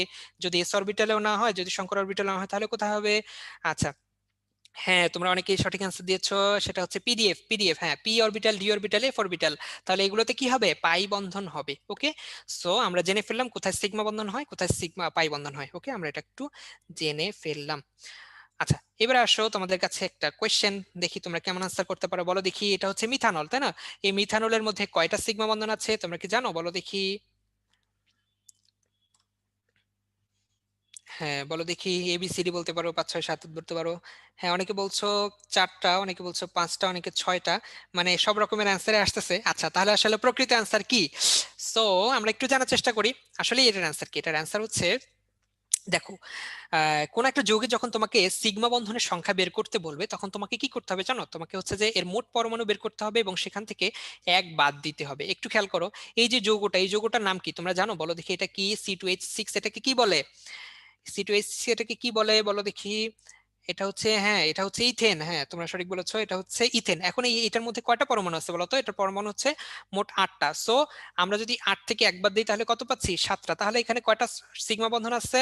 এখানে হচ্ছে 7টা সিগমা বন্ধন আছে। তোমরা কি বুঝতে পেরেছো? আচ্ছা, তাহলে টোটাল পরমাণুর সংখ্যা থেকে আমরা কি বলবো? আমরা হচ্ছে এক বাদ দিব, তাহলে আমরা কি পেয়ে যাবো? আমাদের সিগমা বন্ধনের সংখ্যা পেয়ে যাবো। তাহলে এবার বলো দেখি, এই যে CH3OH এইটাতে কয়টা সিগমা বন্ধন আছে বলো দেখি, কয়টা সিগমা বন্ধন আছে এবার বলো দেখি। 5টা 5টা 5টা। ওকে, ভেরি গুড, তোমরা আশা করি বুঝতে পেরেছো। তাহলে এখানে যেহেতু 6টা পরমাণু আছে, 6 থেকে একবার দিলে এখানে কত পেয়ে যাচ্ছে আমরা? 5। তাহলে এখানে কয়টা পরমাণু আছে? 5টা পরমাণু আছে। ক্লিয়ার? আচ্ছা ঠিক আছে। এবার আসো কার্বনের সংকরায়ন। আমরা কিন্তু অলরেডি বলেছি কার্বনের কয় ধরনের সংকরায়ন হয় বলো তো? জৈব যৌগ কার্বনের কয় ধরনের সংকরায়ন হয় বলো দেখি? 3 ধরনের। হ্যাঁ 3 ধরনের, আমরা অলরেডি বলেছি। কি? sp2 sp3, তাই না? এই 3 ধরনের সংকরায়ন হয় কার্বনে। আচ্ছা, এখন দেখো আমাদের এই সংকরায়ন নিয়ে তোমাদের হচ্ছে ফার্স্ট পেপারে অনেক ডিটেলস আলোচনা হওয়ার কথা। ইতিমধ্যে হয়তো বা তোমাদের C2 C3 লেকচার হয়ে গেছে বা এই ধরনের আলোচনাগুলো হয়ে গেছে। সো আমরা এগুলো আর রিপিট করবো না, তোমরা সেখানে আবার রিভিশন করে ফেলবা এই টপিকটা, ঠিক আছে? আর এই ছকটা অনেক অনেক ইম্পর্টেন্ট। ছকের প্রতিটা টপিক থেকে, প্রতিটা ওয়ার্ড থেকে প্রশ্ন করার সুযোগ আছে। যে sp2 এর এস এর বৈশিষ্ট্য কত পার্সেন্ট, পি এর বৈশিষ্ট্য কত পার্সেন্ট, এখানে বন্ধন কোণ কত, বা তারপর হচ্ছে বন্ধন দূরত্ব কত, আকৃতি কেমন, সবগুলো থেকে প্রশ্ন করার সুযোগ আছে। সো এগুলো যেহেতু তোমাদের পড়া হয়ে গিয়েছে ফার্স্ট পেপারে, সো আমরা এটা রিপিট করছি না, আমরা পরের টপিকে চলে যাচ্ছি। ওকে, আচ্ছা এবারে আসো সমগোত্রীয় শ্রেণী। আচ্ছা আচ্ছা, সমগোত্রীয় শ্রেণী, হ্যাঁ অনেকে বলছো মুখস্থ করতে হবে কিনা। এখানে বিষয়গুলো খুব সহজ, হ্যাঁ এগুলো মুখস্থ আসলে তুমি যদি কয়েকবার চোখ বুলাও তাহলে এমনিই মুখস্থ হয়ে যাবে। তো এগুলো নিয়ে খুব বেশি চিন্তার কারণ নেই, তবে হ্যাঁ মুখস্থ করতে হবে। হ্যাঁ আচ্ছা, হ্যাঁ আজান দিচ্ছে, আমরা হচ্ছে একটু পরে নামাজের সময় দিব তোমাদের, কোনো সমস্যা নেই, কোনো চিন্তার কারণ নাই। আচ্ছা আচ্ছা, এবার আসো সমগোত্রীয় শ্রেণী। হ্যাঁ সমগোত্রীয় শ্রেণী, দেখো সমগোত্রীয় শ্রেণীর বৈশিষ্ট্যগুলো আমাদেরকে শিখতে হবে। হ্যাঁ এর সংজ্ঞার মধ্যেই এর বৈশিষ্ট্যগুলো দেয়া আছে, এর পরিচয়ের মধ্যেই আমাদের বৈশিষ্ট্যগুলো দেয়া আছে। এই বৈশিষ্ট্যগুলো থেকে কিন্তু খুব সহজেই প্রশ্ন চলে আসতে পারে যে নিচের কোনটি সমগোত্রীয় শ্রেণীর বৈশিষ্ট্য নয়। সো আমাদের তাহলে কি করতে হবে? খুব সুন্দর করে ভেঙে ভেঙে বুঝে বুঝে পড়তে হবে, তাই না? সো দেখো, তো আমরা কিভাবে পড়বো? সমগোত্রীয় শ্রেণী এটা মানে কি? সমগোত্র মানে কি? একই গোত্র মানে একই পরিবার, তাই না? একই পরিবারের মধ্যে লোকজনের মধ্যে কি থাকে? মিল থাকে অনেক, তাই না? তাদের চালচলন বলো, তাদের চেহারা সুরত বলো, হ্যাঁ আচার আচরণ সবগুলোতে মোটামুটি মিল থাকে। সো সমগোত্রীয় শ্রেণী মানে সমগোত্রীয় শ্রেণী মানে এই শ্রেণীতে তোমার হচ্ছে কি থাকবে? এর যে সদস্যরা এদের মধ্যে অবশ্যই কিছু না কিছু বৈশিষ্ট্য মিল থাকবে। সেই মিলগুলা কি? দেখো এখানে কিছু কিছু বৈশিষ্ট্য একই রকমের থাকবে। কি রকম? দেখো একই রকমের কার্যকরী মূলক থাকবে। কি থাকবে? একই রকমের কার্যকরী মূলক। আর কি থাকবে? একই রকমের সাধারণ সংকেত থাকবে, একই রকমের রাসায়নিক ধর্ম থাকবে। তাহলে 3টা ধর্ম একই রকমের থাকবে। কি কি? কার্যকরীমূলক, সাধারণ সংকেত, রাসায়নিক ধর্ম। এখানে খেয়াল করো, এই যে একটা সিরিজ আমরা দেখতে পাচ্ছি, এই সিরিজের মধ্যে সবার মধ্যে একই রকমের কার্যকরীমূলক আছে, দেখছো? এই যে OH OH OH এগুলো কি কার্যকরীমূলক। তো সবার মধ্যে দেখছো একই রকমের কার্যকরীমূলক। আচ্ছা, আবার কি একই সাধারণ সংকেত। সাধারণ সংকেত মানে কি? সাধারণ সংকেত মানে হচ্ছে এমন একটা সংকেত যেই সংকেত দিয়ে আমরা হচ্ছে মানে এই শ্রেণীর সকল সদস্যকে এক কথায় প্রকাশ করতে পারি। যেমন মনে করি ইথেনের কথা বলি। হ্যাঁ ইথেন মানে হচ্ছে অ্যালকেন। অ্যালকেনকে আমরা এক কথায় কিভাবে প্রকাশ করতে পারি? CnH2n+2 এই একটা ফর্মুলা দিয়ে আমরা অ্যালকেনের যত সদস্য আছে সবগুলোকে এক কথায় প্রকাশ করতে পারি, তাই না? এগুলোকে বলা হচ্ছে সাধারণ সংকেত। তো কি হবে? এদের একই রকমের সাধারণ সংকেত হবে, তাই না? আচ্ছা, তারপরে কি হবে? একই রকমের রাসায়নিক ধর্ম থাকবে। রাসায়নিক ধর্ম একই রকম মানে কি? মানে হচ্ছে মনে করো এই যে মিথানল, মিথানলের যে বিক্রিয়া হবে, এই ইথানলেরও একই রকমের বিক্রিয়া হবে, তারপর প্রোপানলেরও একই রকম বিক্রিয়া হবে, বিউটানলেরও একই রকম বিক্রিয়া হবে। তার মানে এদের বিক্রিয়াগুলো কি হবে? মোটামুটি একই রকমের হবে, তাই না? তাহলে এদের রাসায়নিক ধর্ম কি হবে? একই রকম। আচ্ছা, সমগোত্রীয় শ্রেণী বলে তো সবগুলো বৈশিষ্ট্য এক হতে পারে না, কিছু না কিছু বৈশিষ্ট্য তো ভিন্ন হবে, তাই না? কি সেটা? দেখো কিছু না কিছু তো পার্থক্য থাকবে। কি সেটা? দেখো একটি মিথিলিন মূলকের পার্থক্য থাকবে। মিথিলিন মূলকের পার্থক্য কিসের পার্থক্য? মিথিলিন মূলকের পার্থক্য। দেখো মিথিলিন মূলক জিনিসটা আসলে কি? মিথিলিন মূলক জিনিসটা হচ্ছে CH2, এটাকে আমরা বলি কি? মিথিলিন মূলক, তাই না? আচ্ছা, এই যে মিথিলিন মূলক আমরা বললাম, এই মিথিলিন দেখো প্রতিটা যৌগে একটা করে মিথিলিন মূলক বেড়ে যাচ্ছে, দেখছো? এই মিথিলিন মূলক বেড়ে গেছে, এই যে একটা মিথিলিন মূলক বেড়েছে। এভাবে পাশাপাশি দুটো যৌগের মধ্যে কিসের পার্থক্য থাকবে? মিথিলিন মূলকের পার্থক্য থাকবে, ঠিক আছে? তাহলে কিসের পার্থক্য থাকবে? একটা মিথিলিন মূলকের পার্থক্য থাকবে। আর কি থাকবে? লাস্ট যে বৈশিষ্ট্য সেটা হচ্ছে যে কয়েকটা সাধারণ প্রস্তুত পদ্ধতি থাকবে। কি থাকবে? কয়েকটা সাধারণ প্রস্তুত পদ্ধতি থাকবে। সাধারণ প্রস্তুত পদ্ধতি মানে কি? এমন কিছু প্রস্তুত পদ্ধতি থাকবে যেগুলো দিয়ে ওই শ্রেণীর সকল সদস্যকে আমরা কি করতে পারবো, আমরা হচ্ছে প্রস্তুত করতে পারবো। যেই বিক্রিয়া দিয়ে প্রস্তুত পদ্ধতিতে আমরা মিথানল প্রস্তুত করতে পারবো, একই বিক্রিয়া দিয়ে আমরা হচ্ছে ইথানল, তার প্রোপানল, বিউটানল এগুলো মোটামুটি প্রস্তুত করে ফেলতে পারবো। সো তাহলে এরকম কয়েকটা সাধারণ প্রস্তুত পদ্ধতি থাকতে হবে। তাহলে আমরা কি কি পেলাম? সমগোত্র শ্রেণীর একই রকমের কি থাকবে, কার্যকরীমূলক থাকবে, একই রকমের সাধারণ সংকেত থাকবে, একই রকমের রাসায়নিক ধর্ম থাকবে। আর কি পার্থক্য থাকবে? একটা মিথিলিন মূলকের পার্থক্য, আর কয়েকটি কি থাকবে, সাধারণ প্রস্তুত পদ্ধতি থাকবে। আচ্ছা, এখানে যে জিনিসটা তোমরা মনে রাখবা সেটা হচ্ছে যে একই রাসায়নিক ধর্ম থাকবে কিন্তু একই ভৌত ধর্ম থাকবে না। একই ভৌত ধর্ম থাকবে না। একই ভৌত ধর্ম থাকবে না মানে কি, যে মনে করো অ্যালকেনের ক্ষেত্রে মিথেন হচ্ছে গ্যাস, কিন্তু পেন্টেন, হেক্সেন, হেপটেন এগুলো কিন্তু গ্যাস না, এগুলো কি তরল। আরো যদি আমরা উপরে চলে যাই তাহলে কি পাবো, একটা পর্যায়ে আমরা কঠিন অ্যালকেন পাবো। তার মানে কি, তাদের ভৌত বৈশিষ্ট্যগুলো কিন্তু এক হচ্ছে না। তো সমগোত্রী শ্রেণীর রাসায়নিক ধর্ম এক হতে পারে কিন্তু ভৌত ধর্ম কি এক হবে? ভৌত ধর্ম কিন্তু এক হবে না, ভৌত ধর্ম এক হবে না। ঠিক আছে, তাহলে রাসায়নিক ধর্ম একই কিন্তু ভৌত ধর্ম এক হবে না, এটা খুব ভালো করে মনে রাখবা। ওকে, তাহলে আমাদের সমগোত্রী শ্রেণী সম্পর্কে আমরা ধারণা পেয়ে গেলাম। এবার আসো কার্যকরীমূলক। কার্যকরীমূলক জিনিসটা কি? এটা হচ্ছে একটা অণুর একটা বিশেষ পরমাণু, একটা অণুর বিশেষ পরমাণু বা মূলক। এই বিশেষ পরমাণু মূলক কি থাকবে? এটা যৌগের মধ্যেই থাকবে। দেখো এখানে দেখো, আমরা যদি বলি যে এই সবগুলোর মধ্যে কি আছে, এই যে হাইড্রোক্সিল মূলক, এটা কি? এটা হচ্ছে এই যৌগের কার্যকরী মূলক। এটা কি? এই অণুর মধ্যেই একটা একটা পরমাণু, একটা মূলক। ঠিক আছে, আচ্ছা এখন এটার কাজ কি? এটা দুইটা কাজ। একটা হচ্ছে যে তোমার হচ্ছে রাসায়নিক বিক্রিয়া নিয়ন্ত্রণ করে, তারপর হচ্ছে সমগোত্র শ্রেণী পরিচায়ক হয়। তাহলে কি, এর কাজ দুইটা। প্রথম হচ্ছে যে এর রাসায়নিক বিক্রিয়াগুলো কেমন হবে এটা নিয়ন্ত্রণ করবে, আরেকটা কাজ কি, সমগোত্র শ্রেণীর পরিচায়ক। যেমন দেখো এইখানে আমরা দেখতে পাচ্ছি এই যে হাইড্রোক্সিল মূলকগুলো, এগুলো দেখেই আমরা বুঝতে পারছি এই সবগুলো যৌগ হচ্ছে কি অ্যালকোহলীয় শ্রেণী, তাই না? তো আমরা কি করতে পারি, কার্যকরী মূলক দেখে এদের রাসায়ন মানে সমগোত্রী শ্রেণীর পরিচয় পাই। আর এই যৌগগুলোর তোমার রাসায়নিক বিক্রিয়া নিয়ন্ত্রণ করবে কে? এই কার্যকরীমূলক। ঠিক আছে, যৌগগুলো রাসায়নিক বিক্রিয়া কে নিয়ন্ত্রণ করবে? কার্যকরীমূলক নিয়ন্ত্রণ করবে। ঠিক আছে, এবারে আসো যে এই যে সমগোত্রী শ্রেণী এবং কার্যকরীমূলক আমরা পড়লাম, এখান থেকে আসলে কিভাবে প্রশ্ন আসবে। দেখো আমাদের এখানে একসাথে প্রতিটা সমগোত্রী শ্রেণীর অনেকগুলো করে তোমার কি দেয়া আছে, কার্যকরীমূলক দেয়া আছে। তো এখানে আমরা স্লাইডে খুব বেশি কিছু নিয়ে আসি নাই। তো তোমরা কি করবা, ডাইজেস্টে সমগোত্রী শ্রেণী এবং কার্যকরীমূলকের যে লিস্টটা দেয়া আছে, চার্টটা দেয়া আছে, সেটা তোমরা পড়ে ফেলবা। ঠিক আছে, এখান থেকে কি পড়বা, এই যে সমগোত্রী শ্রেণীর নাম পড়বা এবং এদের কার্যকরীমূলকের সংকেতটাকে এটা পড়বা। কেন পড়বা? কারণ এখান থেকে অলরেডি মেডিকেলে প্রশ্ন আসছে। কিরকম প্রশ্ন আসছে দেখো, তোমাদেরকে যদি বলি, আচ্ছা বলো তো যে নিচের কোনটি কার্বক্সিলিক অ্যাসিডের কার্যকরী মূলকের সংকেত, বলো দেখি তোমরা পারো কিনা। কার্যকরী মূলকের, হ্যাঁ হ্যাঁ অনেকে বলছো, হ্যাঁ ঠিক আছে ঠিক আছে, COOH। হ্যাঁ, এখানে 6 নম্বর যেটা, সেটা হচ্ছে কি কার্যকরী মূলকের সংকেত। কার কার্যকরী মূলক? কার্বক্সিলিক অ্যাসিডের কার্যকরী মূলক। ঠিক আছে, বুঝতে পেরেছো? আচ্ছা, তাহলে এখানে মেডিকেল থেকে এভাবে প্রশ্ন কিন্তু অলরেডি আসছে। এখান থেকে অলরেডি মেডিকেলে 2বার প্রশ্ন আসছে, মেডিকেল অ্যাডমিশনে আর ডেন্টাল অ্যাডমিশনে প্রশ্ন আসছে। তো খুব ইম্পর্টেন্ট একটা ছক। কিন্তু মজার বিষয় হচ্ছে এখানে খুব বেশি কঠিন প্রশ্ন করার কোনো সুযোগ নাই। প্রশ্ন কি হতে পারে, নিচের কোনটি কার্যকরীমূলক কোনটি, ঠিক আছে, কার্বক্সিলিক অ্যাসিডের কার্যকরীমূলক কোনটি, কিটোনের কার্যকরীমূলক কোনটি, এছাড়া আর কোনো প্রশ্ন আসার সম্ভাবনা নাই। ঠিক আছে, তো এইভাবেই প্রশ্নগুলো আসতে পারে। তো তোমরা একটু গুরুত্ব সহকারে এই ছকটা পড়ে ফেলবা আশা করি। ঠিক আছে, আচ্ছা এখন আসো, হ্যাঁ আমরা কিছুক্ষণ পরেই নামাজের বিরতি দিব। আচ্ছা, এর আগে আমরা ছোট্ট একটা টপিক শিখে ফেলি। হ্যাঁ, আচ্ছা সেটা হচ্ছে, দেখো আমরা কার্যকরী মূলক বললাম, তো আমাদের অনেকগুলো কার্যকরী মূলক আছে। সেই কার্যকরী মূলকগুলো একটা ক্রম অনুসরণ করে। ঠিক আছে, একটা ক্রম অনুসরণ করে। কিরকম ক্রম? দেখো এখানে ছকে দেখো অনেকগুলো কার্যকরী মূলক দেখতে পাচ্ছ, তাই না?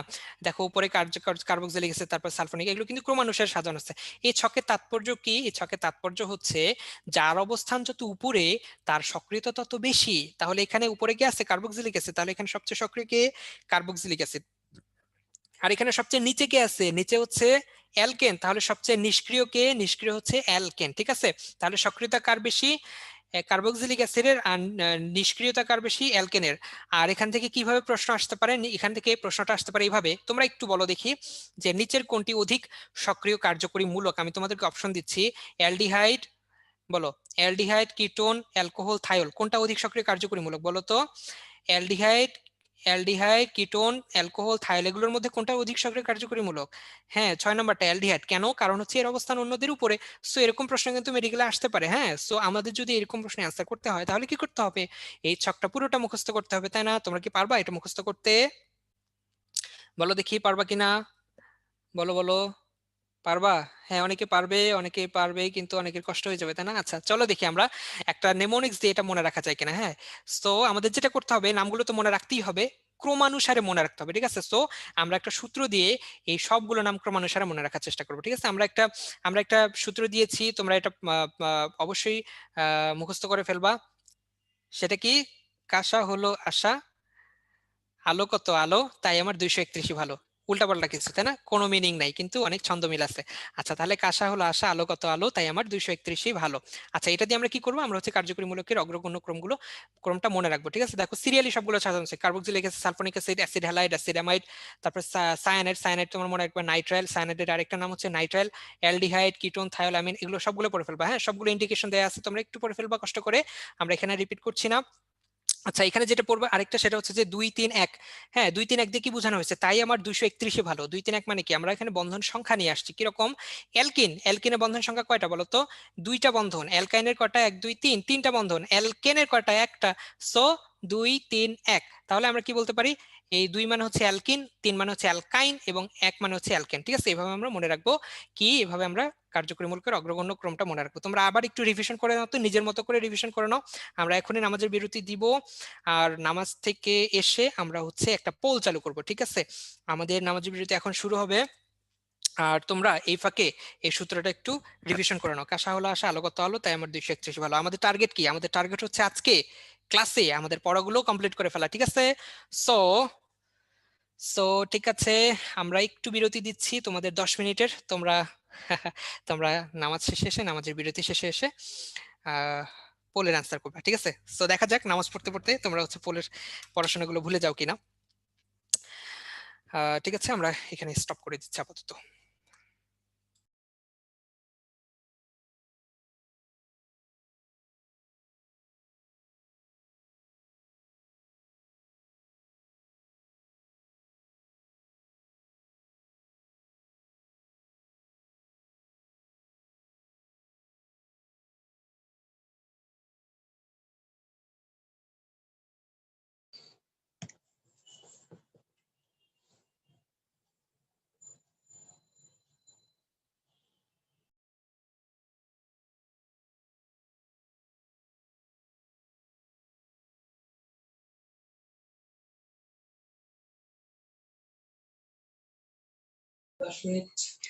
বাচ্চারা, তোমাদের 10 মিনিটের বিরতি।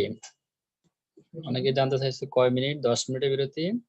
3টা 55 শুরু হয়েছে, 4টা 5 আবার শুরু হবে ইনশাল্লাহ।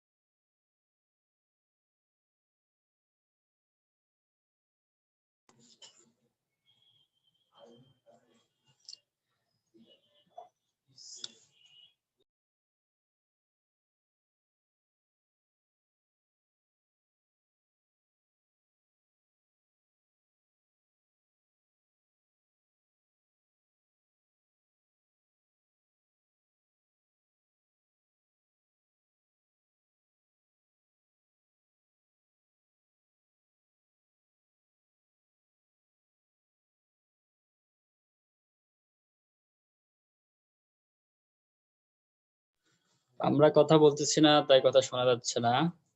এখনই আবার ক্লাস শুরু হবে, একটু অপেক্ষা করো।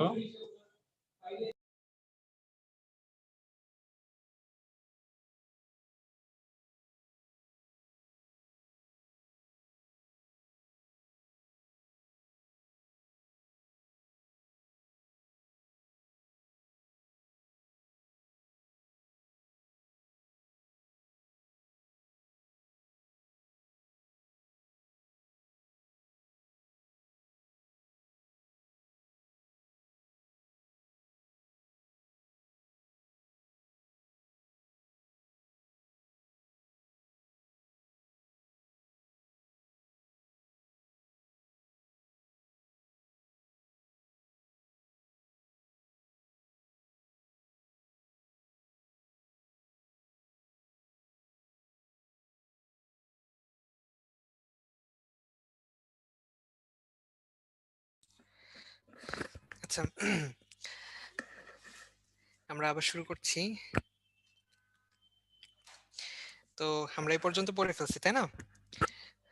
তো তোমরা আশা করি সবাই বিরতির পর আমাদের সাথে যুক্ত হয়েছো। আচ্ছা, এবারে আমাদের একটা পোল আসবে, হ্যাঁ, দেখি তোমাদের মনে আছে কিনা। হ্যাঁ, আমরা পোল দিচ্ছি তোমাদের জন্য, দেখো দেখি মনে আছে কিনা। আমরা যতটুকু পড়লাম কতটুকু মনে আছে দেখি তোমাদের। প্রথম প্রশ্নটা হচ্ছে, নিচের কোনটির কার্যকরীমূলক সঠিক?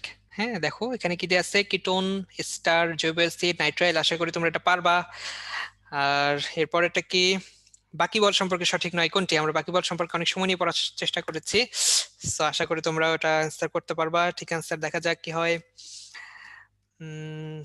করতে থাকো, দ্রুত অ্যান্সার করতে থাকো। হুম,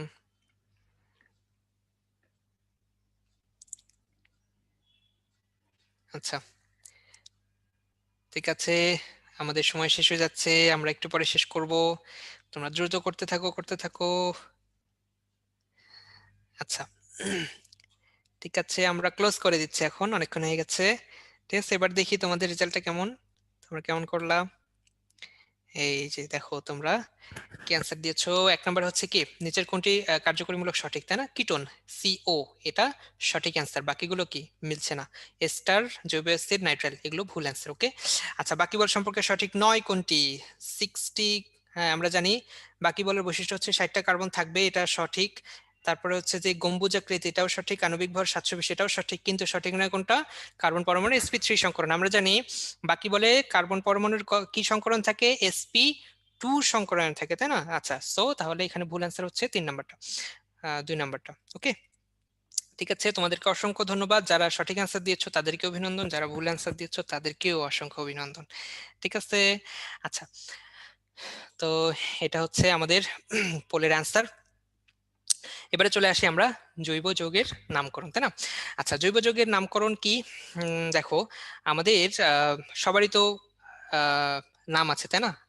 আমাদের প্রতিটা মানুষেরই কোনো না কোনো নাম আছে। কেন এই নামের প্রয়োজন, কেন? কারণ অসংখ্য মানুষ, এই কোটি কোটি মানুষের মাঝে আমাদের নিজেদের পরিচয় জানার জন্য, পরিচিত হওয়ার জন্য আমাদের কি দরকার? আমাদের নামের প্রয়োজন হয়। ঠিক একই রকম আমাদের জৈব যৌগের সংখ্যা তো অনেক অনেক বেশি, তাই না? আমাদের অনেক জৈব যৌগের সংখ্যা অনেক বেশি। কত বলো তো? জৈব যৌগের সংখ্যা হচ্ছে প্রায় 80 লাখ, তাই না? তো এত এত যৌগের মধ্যে আমরা আমাদের কাঙ্ক্ষিত যৌগটা কিভাবে বের করব? তাহলে অবশ্যই তার কোনো নাম বা কোনো পরিচয় থাকা উচিত, তাই না? সো এই জন্য আমাদের কি করতে হয়, জৈব যৌগের নামকরণ করতে হয়। দেখো, আমাদের জৈব যৌগের নামকরণে 3টা পদ্ধতি আছে। কয়টা আছে? 3টা। কি কি সেগুলা? তাড়াতাড়ি এখানে মুখস্থ করে ফেলো। হ্যাঁ, দেখো তোমরা দেখতে পাচ্ছ, সাধারণ বা প্রচলিত পদ্ধতি, উদ্ভূত বা জাতক। তোমরা নিজেরা নিজের একটু পড়তে থাকো যেন এখানে মুখস্থ হয়ে যায়। জেনেভা বা ইউপ্যাক পদ্ধতি। তাহলে কি কি পদ্ধতি? সাধারণ বা প্রচলিত, উদ্ভূত বা জাতক, আরেকটা কি জেনেভা বা ইউপ্যাক পদ্ধতি। ঠিক আছে, তোমাদের কাছে এখন একটু জানতে চাই, আচ্ছা বলো তো, এদের মধ্যে আধুনিক নামকরণ পদ্ধতি কোনটা? আধুনিক নামকরণ পদ্ধতি কোনটা, 1, 2 নাকি 3, কোনটা হবে বলো দেখি। হ্যাঁ, তোমরা তো সবাই জানো দেখি, মাশাআল্লাহ, তোমরা সবাই জানো যে জৈব যৌগের নামকরণের আধুনিক পদ্ধতি হচ্ছে জেনেভা পদ্ধতি বা ইউপ্যাক পদ্ধতি। ঠিক আছে, ভেরি গুড। আচ্ছা, এর মধ্যে আমাদের উদ্ভূত বা জাতক বা জেনেভা পদ্ধতি এটা খুব একটা ইম্পর্টেন্ট না, আমরা জানবো সাধারণ বা প্রচলিত নিয়ম সম্পর্কে কিছু জিনিস। ঠিক আছে, দেখো, সাধারণ পদ্ধতিতে নামকরণ আমরা কিভাবে করি। এখানে যে সাধারণ পদ্ধতির নামকরণ আমরা করি হয় আবিষ্কারকের নাম অনুসারে বা হচ্ছে এটা কোথায় পাওয়া যায় এটা নাম অনুসারে বা এর কোনো বৈশিষ্ট্যের উপর ভিত্তি করে, ঠিক আছে। এখন এখানে খেয়াল করো কয়েকটা উদাহরণ দেয়া আছে সাধারণ পদ্ধতিতে নামকরণে, এগুলো খুব ইম্পর্টেন্ট, এগুলো মনে রাখতে হবে। এগুলো হচ্ছে আমাদের কবির স্যারের বই আছে, আর তোমরা ডাইজেস্টে পাবা, ঠিক আছে। আর স্লাইডটা তো আছে, এখান থেকে পড়ে ফেলতে পারবা। তো কি কি সেগুলো দেখো। ফর্মিক অ্যাসিড এটা কোথায় পাওয়া যায়, এটার নাম ফর্মিক অ্যাসিড কেন, কারণ হচ্ছে এটা পিঁপড়ায় পাওয়া যায় আর পিঁপড়ার ল্যাটিন নাম ফর্মিকা। তারপর হচ্ছে অ্যাসিডিক অ্যাসিড, এটা হচ্ছে ভিনেগারে পাওয়া যায় আর এর ভিনেগারের ল্যাটিন নাম হচ্ছে অ্যাসিটাম। ঠিক একইভাবে প্রোপায়োনিক অ্যাসিড এটা চর্বিতে পাওয়া যায়, বিউটারিক অ্যাসিড মাখনে পাওয়া যায়। সো আমরা এখান থেকে কি পড়বো, এখান থেকে পড়বো হচ্ছে যে কোনটা কোথায় পাওয়া যায়, তাই না, কোনটা কোথায় পাওয়া যায়। ফর্মিক অ্যাসিড কোথায়, পিঁপড়ায়, অ্যাসিডিক অ্যাসিড ভিনেগারে, প্রোপায়োনিক অ্যাসিড চর্বিতে, বিউটারিক অ্যাসিড মাখনে। এভাবে এখান থেকে কিভাবে প্রশ্ন আসবে, এখান থেকে প্রশ্ন আসবে হচ্ছে যে ফর্মিক অ্যাসিড কোথায় পাওয়া যায় বা পিঁপড়ায় কোন অ্যাসিড পাওয়া যায়, তাই না, ভিনেগারে কোন অ্যাসিড পাওয়া যায়, এভাবে প্রশ্ন আসতে পারে। সো আমরা কি করতে পারি, এভাবে মনে রাখতে পারি। হ্যাঁ, একজন বলছে যে ইউরিয়া কোথায় পাওয়া যায়, ইউরিনে পাওয়া যায়। হ্যাঁ, আমাদের হাজির স্যারের বইয়ে ইনফরমেশনটা আছে, সেটা কি, ইউরিয়া পাওয়া যায় কোথায়, ইউরিনে পাওয়া যায়, আমাদের ইউরিনে ইউরিয়া পাওয়া যায়। ওকে, আচ্ছা। এখন আসো এই যে ফর্মিক অ্যাসিড, তোমরা বলো তো এই ফর্মিক অ্যাসিড এইটার আরেকটা নাম আছে, তোমরা কি সেটা জানো, ফর্মিক অ্যাসিডের আরেকটা নাম? দেখো ফর্মিক অ্যাসিডের সংখ্যাটা অনেক চমৎকার, তাই না, HCOOH। আচ্ছা, এখন এই ফর্মিক অ্যাসিডের আরেকটা নাম আছে, সেই নামটা কি বলো দেখি। হ্যাঁ, অনেকে বলছো সেটা হচ্ছে যে মিথানোয়িক অ্যাসিড। আচ্ছা, মিথানোয়িক অ্যাসিড, আচ্ছা, কেউ কেউ বলছে কার্বক্সিলিক অ্যাসিড। এখানে যা আছে সবই তো কার্বক্সিলিক অ্যাসিড, জৈব অ্যাসিড গুলোকে সবগুলোকে একসাথে যে কার্বক্সিলিক অ্যাসিড বলা হয়, ঠিক আছে। আচ্ছা, তাহলে ফর্মিক অ্যাসিডের আরেকটা নাম হচ্ছে কি, মিথানোয়িক অ্যাসিড, এটা কোনোভাবেই ভোলা যাবে না। ওকে, ঠিক আছে, আমরা তাহলে নামকরণ শেষ করে ফেললাম। এবার আসো আমাদের খুবই খুবই ইম্পর্টেন্ট একটা টপিক আমরা পড়বো আমাদের জৈব রসায়নে, সেটা হচ্ছে যে জৈব যৌগের সমানুতা। এটা খুব ইম্পর্টেন্ট, কেন, কারণ হচ্ছে এখান থেকে প্রশ্ন আসার সম্ভাবনা অনেক বেশি, ঠিক আছে। তো আমরা এখান থেকে কি শিখবো, দেখো সমানুতা জিনিসটা আসলে কি। দেখো তোমাদের কি মনে আছে যে আমাদের জৈব যৌগের প্রাচুর্যতার কয়টা কারণ ছিল, বলো দেখি, তোমাদের মনে আছে কয়টা কারণ ছিল জৈব যৌগের প্রাচুর্যতার? হ্যাঁ, তিনটা কারণ ছিল, তার মধ্যে কিন্তু আমরা দুইটা শিখে ফেলছি, একটা হচ্ছে ক্যাটেনেশন, একটা হচ্ছে পলিমারকরণ। এখন আমরা কি শিখবো, সমানুতা শিখবো, ঠিক আছে। সমানুতা কি, সমানুতা হচ্ছে মনে করো কোনো যৌগের আণবিক সংকেত একই, হ্যাঁ, কয়েকটা যৌগের আণবিক সংকেত যদি একই হয় কিন্তু তার গঠনটা ভিন্ন হয়, তখন আমরা তাকে কি বলবো, সমানুতা বলবো, ঠিক আছে। আর এই পরমাণু, এই অণুগুলোকে আমরা কি বলবো, এগুলোকে আমরা বলবো হচ্ছে সমাণু, ঠিক আছে। আচ্ছা, এখন তাহলে আমরা এখান থেকে কি পড়বো, সমাণুর প্রকারভেদ পড়বো, সমানুতার প্রকারভেদ। সমানুতা কয় প্রকার, সমানুতা হচ্ছে দুই প্রকার। কয় প্রকার, দুই প্রকার, গাঠনিক আর একটা কি, ত্রিমাত্রিক, গাঠনিক আর ত্রিমাত্রিক সমানুতা, তাই না। আচ্ছা, তাহলে এই যে গাঠনিক সমানুতা, এটা আবার কয় প্রকার, এটা হচ্ছে পাঁচ প্রকার। কি কি সেগুলা, এক, দুই, তিন, চার, পাঁচ। তার মানে কি, এগুলো হচ্ছে চেইন সমানুতা, অবস্থান সমানুতা, কার্যকরীমূলক, মেটামরিজম, টটোমারিজম। এই পাঁচটা হচ্ছে কি গাঠনিক সমানুতার প্রকারভেদ। আর ত্রিমাত্রিক সমানুতা, এটা হচ্ছে কি ধরনের, কয় ধরনের, দুই ধরনের, একটা হচ্ছে জ্যামিতিক আর একটা হচ্ছে কি আলোক সক্রিয় সমানুতা, ঠিক আছে।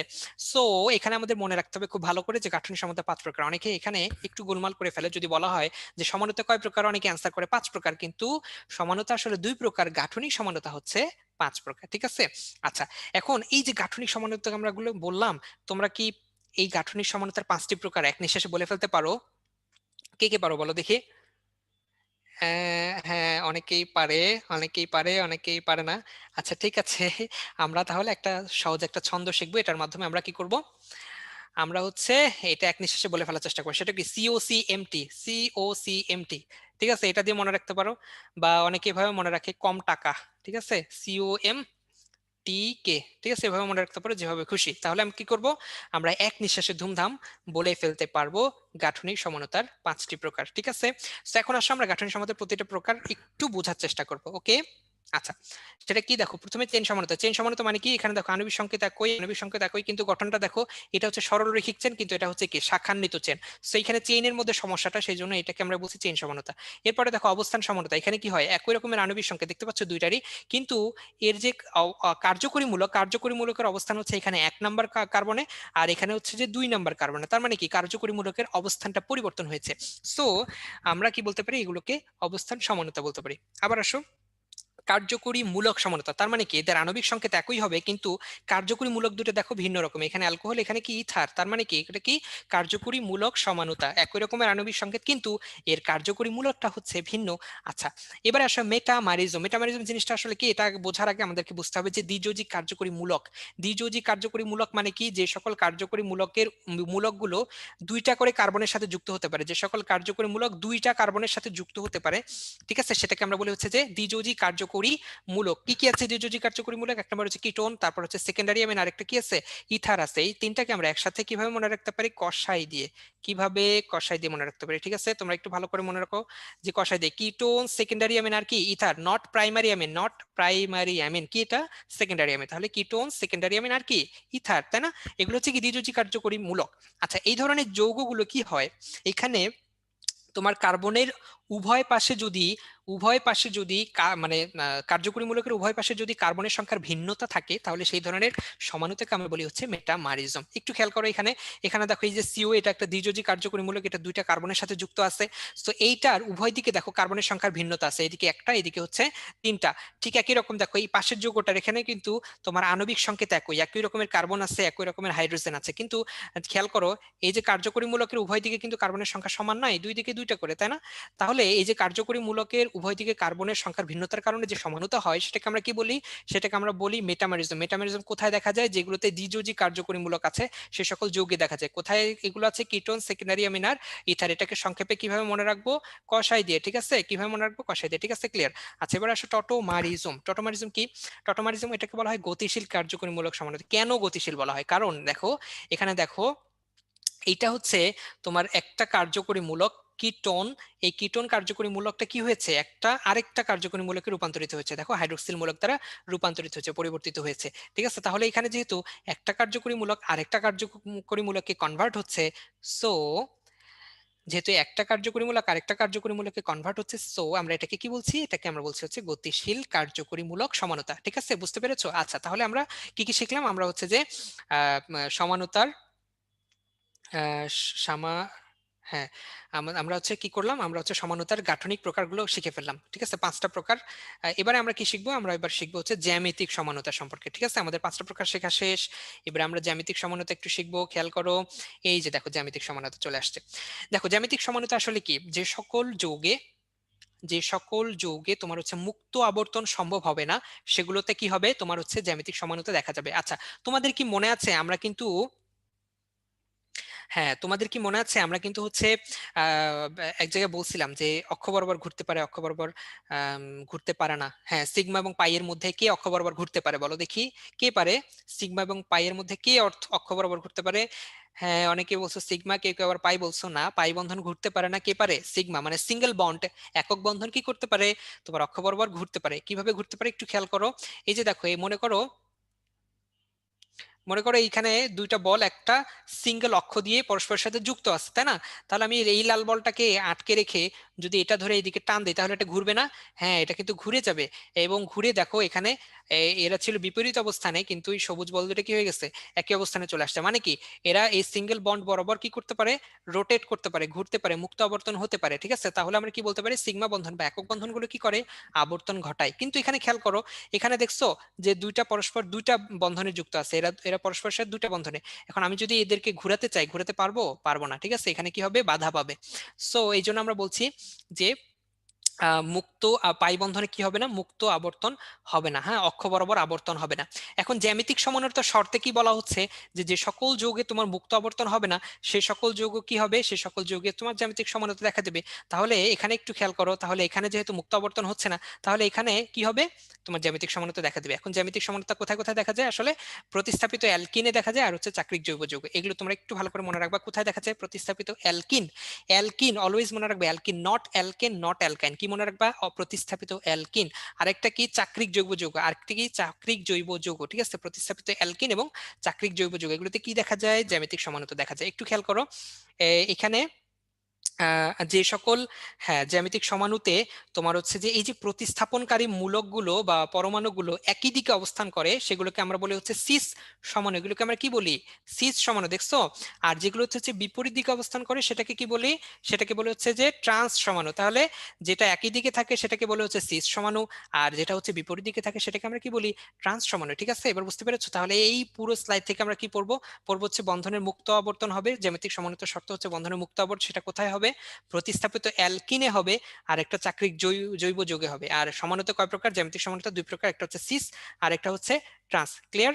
আচ্ছা, ঠিক আছে, এবার আসো যে এই যে আমরা সিস ট্রান্স সম্পর্কে জানলাম, সিস ট্রান্সের কিছু কিন্তু বৈশিষ্ট্য আছে। হ্যাঁ, কি বৈশিষ্ট্য? দেখো পুরো ছক জুড়ে অনেকগুলো বৈশিষ্ট্য দেওয়া আছে, তাই না? এতগুলো বৈশিষ্ট্য কি মনে রাখা সম্ভব? আমাদের এত এত কষ্ট করার কোনো প্রয়োজন আছে? কোনো প্রয়োজন নেই। আমরা সহজ করে শিখবো। কিভাবে শিখবো খেয়াল করো। এখানে খেয়াল করো যে দেখো কম এবং কম, বাকি সব বেশি, দেখছো? তাহলে এই কম দুইটা মনে রাখলে তো চলতেছে, তাই না? সিস সমানুর ক্ষেত্রে গলনাঙ্ক এবং সুস্থিতি অলওয়েজ কম, ঠিক আছে?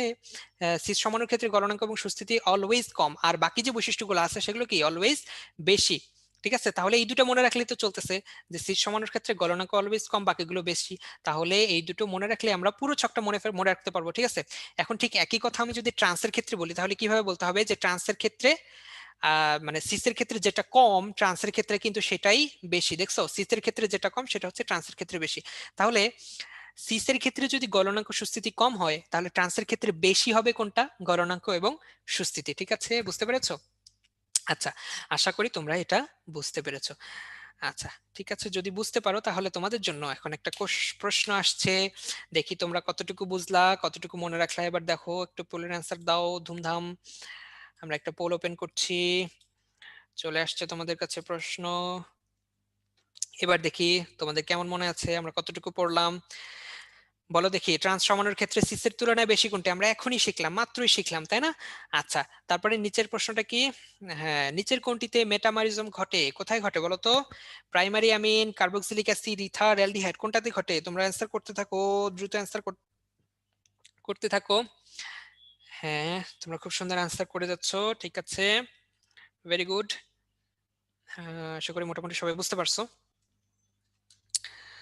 আচ্ছা, ঠিক আছে, দ্রুত অ্যান্সার করো, আমাদের হাতে সময় কম, আমরা দ্রুত শেষ করব।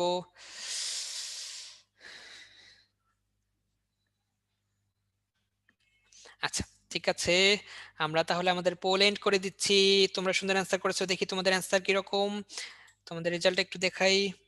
হ্যাঁ, এই যে দেখো তোমাদের রেজাল্ট শো করছে। হ্যাঁ, তাহলে কি প্রথম অ্যান্সারটা, হ্যাঁ ম্যাক্সিমাম ইচ্ছো গলনাঙ্ক। হ্যাঁ, এটা অবশ্যই একটা সঠিক অ্যান্সার, যে ট্রান্স সমানুর ক্ষেত্রে সিসের তুলনায় বেশি হচ্ছে গলনাঙ্ক। হ্যাঁ, যেটা হচ্ছে সিসের ক্ষেত্রে কম সেটাই ট্রান্সের ক্ষেত্রে বেশি। তাহলে সিসের ক্ষেত্রে কম ছিল গলনাঙ্ক সুস্থিতি, তাহলে ট্রান্সের ক্ষেত্রে বেশি হবে কোনটা? গলনাঙ্ক সুস্থিতি। ঠিক আছে, তোমরা সবাই বেশিরভাগই অ্যান্সার দিচ্ছো, তো তোমাদের অ্যান্সার সঠিক।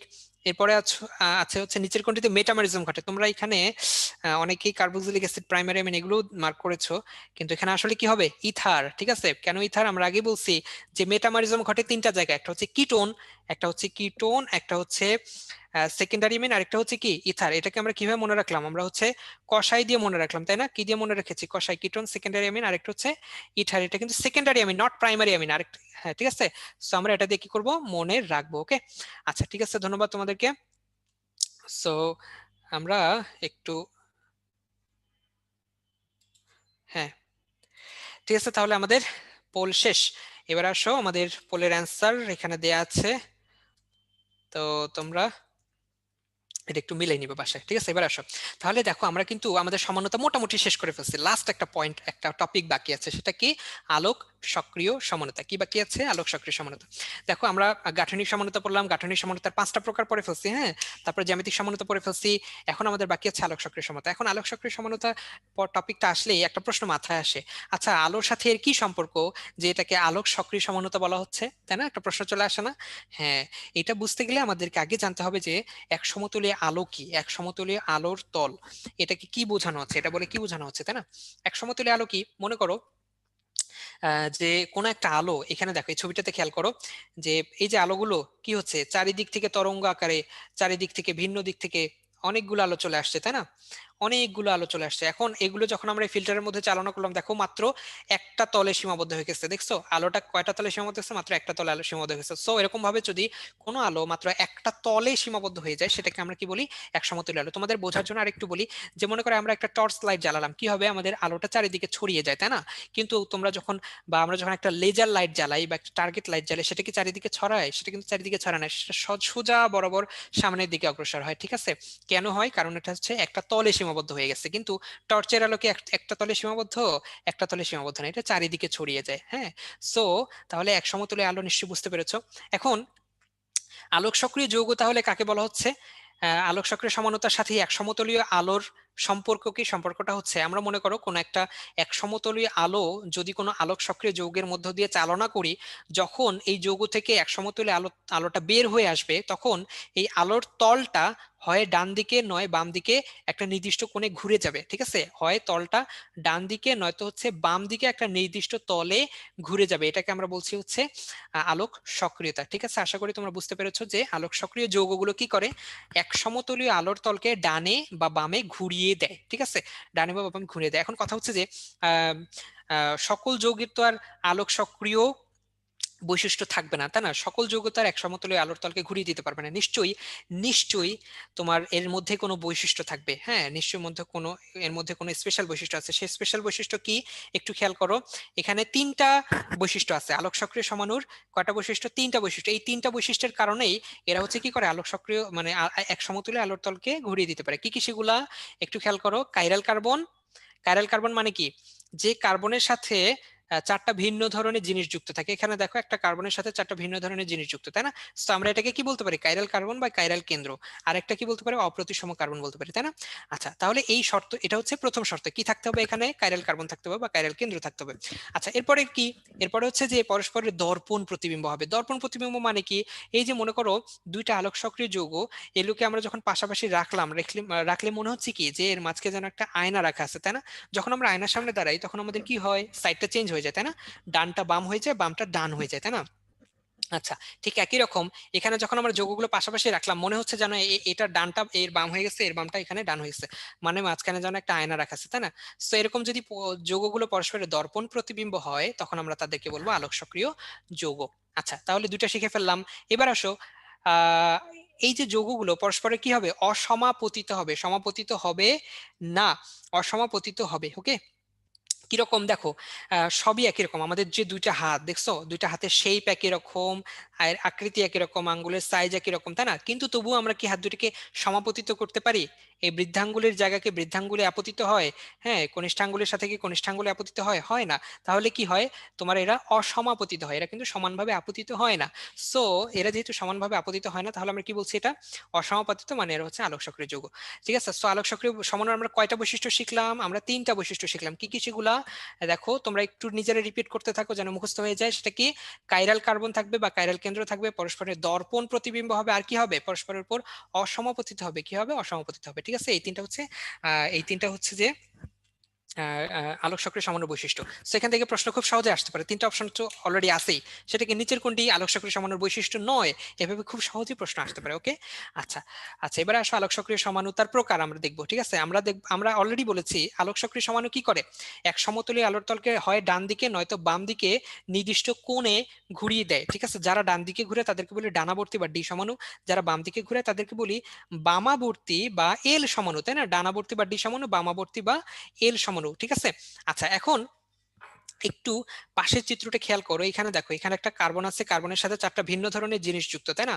এই চারটা, সো আমরা এটাকে কি বলতে পারি? এটা হচ্ছে একটা কাইরাল কার্বন বা অপ্রতিসম কার্বন, তাই না? পাশের যৌগটা ঠিক একই কথা। এই দুইটাই হচ্ছে কি? দুইটা কাইরাল কার্বন, তার মানে কি এরা আলোক সক্রিয় যৌগ। এই যৌগ দুটার নাম কি? এই যৌগটার নাম হচ্ছে ল্যাকটিক অ্যাসিড। ঠিক আছে, তো এই যৌগটা হচ্ছে তোমার ডি ল্যাকটিক অ্যাসিড বলা হচ্ছে। কেন ডি ল্যাকটিক অ্যাসিড? কারণ এইটা এক সমতলীয় আলোর তলকে কোন দিকে ঘুরায়? ডান দিকে ঘুরায়, সেই জন্য এটাকে বলে ডি ল্যাকটিক অ্যাসিড। কিন্তু পাশের যৌগটা কি করে? এক সমতলীয় আলোর তলকে বাম দিকে ঘোরায়, এই জন্য এটাকে কি বলে? এটাকে বলা হয় এল ল্যাকটিক অ্যাসিড। ঠিক আছে, এখন প্রশ্ন হচ্ছে, এই যে আমরা বললাম যে এরা হচ্ছে এক সমতলীয় আলোর তলকে ডান দিকে ঘুরাবে, আবার কি হচ্ছে বাম দিকে ঘুরাবে। আচ্ছা, এই ডান দিকে বাম দিকে এরা হচ্ছে কতটুকু ঘুরাচ্ছে, এই পরিমাণটা আমরা কিভাবে পরিমাপ করব? আমরা কি এটাকে মিটারে পরিমাপ করব, দৈর্ঘ্যে পরিমাপ করব, নাকি প্রস্থে পরিমাপ করব, না কিভাবে? হ্যাঁ, এটা কিন্তু আমরা কোনো দৈর্ঘ্য বা প্রস্থে পরিমাপ করব না, এটা আমরা পরিমাপ করব হচ্ছে কোণ দিয়ে। ঠিক আছে, সে কত ডিগ্রি কোণে ঘুরে গেল, সেই কোণটাকে আমরা পরিমাপ করব। ঠিক আছে, দেখো ডি ল্যাকটিক অ্যাসিড এর কি করে? এটা হচ্ছে তোমার ডান দিকে 2.24 ডিগ্রিতে ঘুরিয়ে দেয়, আর এল ল্যাকটিক অ্যাসিড বাম দিকে 2.24 ডিগ্রিতে ঘুরিয়ে দেয়। তো বাম যেহেতু, সেহেতু আমরা এখানে মাইনাস চিহ্ন ব্যবহার করি, আর ডান বোঝাতে আমরা এখানে প্লাস চিহ্ন ব্যবহার করি। ঠিক আছে, ক্লিয়ার? তাহলে আমরা এখান থেকে কি কি পড়বো? এটা হচ্ছে আলোক সক্রিয় সমাণু দুই ধরনের হতে পারে, ডানাবর্তী আর একটা হচ্ছে বামাবর্তী। আর এদের পরিমাপটা আমরা কিসে করি, আমরা হচ্ছে কোণ দিয়ে করি, ঠিক আছে। ডি ল্যাকটিক অ্যাসিড এবং এল ল্যাকটিক অ্যাসিড, ডি এর আবর্তন কোণ হচ্ছে +2.24 আর এল এর আবর্তন কোণ হচ্ছে -2.24। ওকে, আচ্ছা ঠিক আছে, ক্লিয়ার।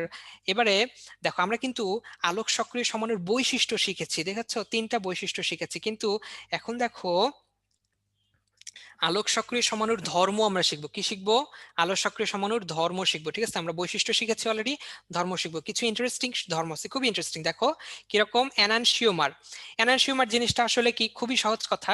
এই যে আমরা বললাম এই ল্যাকটিক অ্যাসিডের যে দুইটা সমাণু আছে ডি এবং এল, এই দুটাকেই পরস্পরের এনানসিওমার বলে, ঠিক আছে। এটা হচ্ছে এর এনানসিওমার আর এলটা হচ্ছে ডি এর এনানসিওমার, ঠিক আছে। এদেরকে পরস্পরের এনানসিওমার বলে, ঠিক আছে। আমরা একটু সংজ্ঞাটা দেখি, যে একই যৌগের আলোক সক্রিয় সমাণু দুইটাকে কি বলে, দুইটা সমাণুকে পরস্পরের এনানসিওমার বলে। তাহলে ডি হচ্ছে এল এর এনানসিওমার, এল হচ্ছে ডি এর এনানসিওমার ল্যাকটিক অ্যাসিডের ক্ষেত্রে, ঠিক আছে।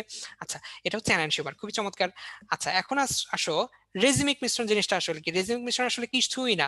এই যে আমরা বললাম যে এরা পরস্পরের এনানসিওমার, এই এনানসিওমার গুলোর মিশ্রণই হচ্ছে তোমার রেজিমিক মিশ্রণ, তাই না? ঠিক আছে, এনানসিওমার দ্বয়ের মিশ্রণকে কি বলে? রেজিমিক মিশ্রণ বলে। তাহলে কি কি বলে? এনানসিওমার যে দুটো পেলাম আমরা, এগুলোর মিশ্রণকে কি বলে? রেজিমিক মিশ্রণ বলে। এখন তোমরা একটু বলো তো, এই যে আমরা বললাম যে তোমার lactic acid, D lactic acid এবং এল ল্যাকটিক অ্যাসিড, এরা হচ্ছে পরস্পরের এনানসিওমার, এবং এই দুইটার মিশ্রণকে আমরা বলছি হচ্ছে রেসিমিক মিশ্রণ। এখন তোমরা বলো তো, এই ডি এর আবর্তন কোণ যদি +2.24 হয়, এল এর আবর্তন কোণ যদি -2.24 হয়, তাহলে এদের যে মিশ্রণ, রেজিমিক মিশ্রণ, এটার আবর্তন কোণ কত হবে বলো দেখি? হ্যাঁ, তোমরা সবাই সঠিক অ্যান্সার দিয়েছো। হ্যাঁ, 0 হবে, 0 হবে, 0 হবে। ওকে, আচ্ছা, এখন এর আবর্তন কোণ যদি 0 হয়, তাহলে এই মিশ্রণটা আলোক সক্রিয় হবে নাকি নিষ্ক্রিয় হবে, কি হবে বলো দেখি? এটা কি হবে? হ্যাঁ, এটা হবে আলোক নিষ্ক্রিয় মিশ্রণ। কি হবে? আলোক নিষ্ক্রিয় মিশ্রণ। এটা আলোক নিষ্ক্রিয় মিশ্রণ হবে, ঠিক আছে। তাহলে আমরা কি পড়বো? এনানসিওমার সম্পর্কে জানলাম, আমরা আর কি সম্পর্কে জানলাম? রেজিমিক মিশ্রণ সম্পর্কে জানলাম, ঠিক আছে। এবারে আসো, যে ডায়াস্টেরিও আইসোমার। ডায়াস্টেরিও আইসোমার কি? এটা খুবই সহজ একটা বিষয়। দেখো, তোমরা হচ্ছে এখানে এটা মনে রাখার জন্য কি করবা, ডায়ামানে 2 ধরে নিবা, ঠিক আছে। ডায়ামানে 2 না, কিন্তু আমরা মনে রাখার সুবিধার্থে বলবো এটা ডায়ামানে 2, ঠিক আছে। সেটা কি, যে মনে করো দুইটা আলোক সক্রিয় যৌগ, আমরা আলোক সক্রিয় যৌগকে পাশাপাশি রাখলাম। এখন দুইটা আলোক সক্রিয় যৌগ নিলাম, এখন প্রত্যেকটাতে দুইটা করে কাইরাল কার্বন আছে। দেখো প্রত্যেকটাতে দুইটা করে, উপরে একটা কাইরাল কার্বন, নিচে একটা কাইরাল কার্বন, ঠিক আছে। প্রত্যেকটাতে দুইটা করে কাইরাল কার্বন আছে। সো এরকম দুইটা যৌগকে আমরা যদি পাশাপাশি রাখি, তাহলে কি হবে? এরা পরস্পরের দর্পণ প্রতিবিম্ব হবে না, দর্পণ প্রতিবিম্ব হবে না। কিন্তু আমাদের স্বাভাবিকভাবে শর্ত কি ছিল বলতো, যে একটা আলোক সক্রিয় যৌগ মানে সে কি হবে? দর্পণ প্রতিবিম্ব হবে, তাই না? কিন্তু আমরা এখানে কি পাচ্ছি, যে ডায়াস্টেরিও আইসোমারে, যে এখানে তোমার হচ্ছে যে আলোক সক্রিয় যৌগগুলোকে পাশাপাশি রাখার পরেও কি পাচ্ছি না, আমরা দর্পণ প্রতিবিম্ব পাচ্ছি না। সো আমরা তখন এই এই এই সমানতাকে কি বলবো? আমরা এগুলোকে বলবো ডায়াস্টেরিও আইসোমার। ক্লিয়ার? এগুলোকে কি বলবো? ডায়াস্টেরিও আইসোমার। সো আশা করি তোমরা এটা বুঝতে পেরেছো। ওকে, আচ্ছা, এবার আসো, অপ্রতিসম কার্বন পরমাণুর সংখ্যা ভিত্তিক আলোক সমাণু সংখ্যা। এটা কি রকম? মনে করো একটা যৌগের কয়টা আলোক সক্রিয় সমাণু আছে, এটা আমরা কিভাবে বের করব? বের করার একটা নিয়ম আছে, সেটা কি দেখো। এই যে আমরা বললাম এটা কি, এটা হচ্ছে ল্যাকটিক অ্যাসিড, তাই না? এই যে ল্যাকটিক অ্যাসিডের কাইরাল কার্বন, এখানে কয়টা কাইরাল কার্বন আছে ল্যাকটিক অ্যাসিডে বলো দেখি? কয়টা কাইরাল কার্বন আছে ল্যাকটিক অ্যাসিডের? হ্যাঁ, একটা কাইরাল কার্বন আছে। তাহলে একটা কাইরাল কার্বন, আর এর সমাণুর সংখ্যা কয়টা? সমাণুর সংখ্যা হচ্ছে দুইটা, একটা হচ্ছে ডি সমাণু আর একটা হচ্ছে এল সমাণু। তাহলে আমরা কি পাচ্ছি, কোন একটা যৌগে যদি একটা কাইরাল কার্বন থাকে, তাহলে এখানে আমরা কয়টা সমাণু পাবো? একটা কাইরাল কার্বন থাকলে কয়টা সমাণু পাবো? দুইটা সমাণু পাবো। কিন্তু যদি দুইটা কাইরাল কার্বন থাকে, তাহলে কয়টা থাকবে? আমরা কি একসাথে 4টা বলে দিতে পারবো? পারবো না। তাহলে আমাদেরকে আগে একটা জিনিস খেয়াল করতে হবে, সেটা কি? এই যে আমরা বললাম একই যৌগে দুইটা আলোক সক্রিয় মানে কাইরাল কার্বন আছে।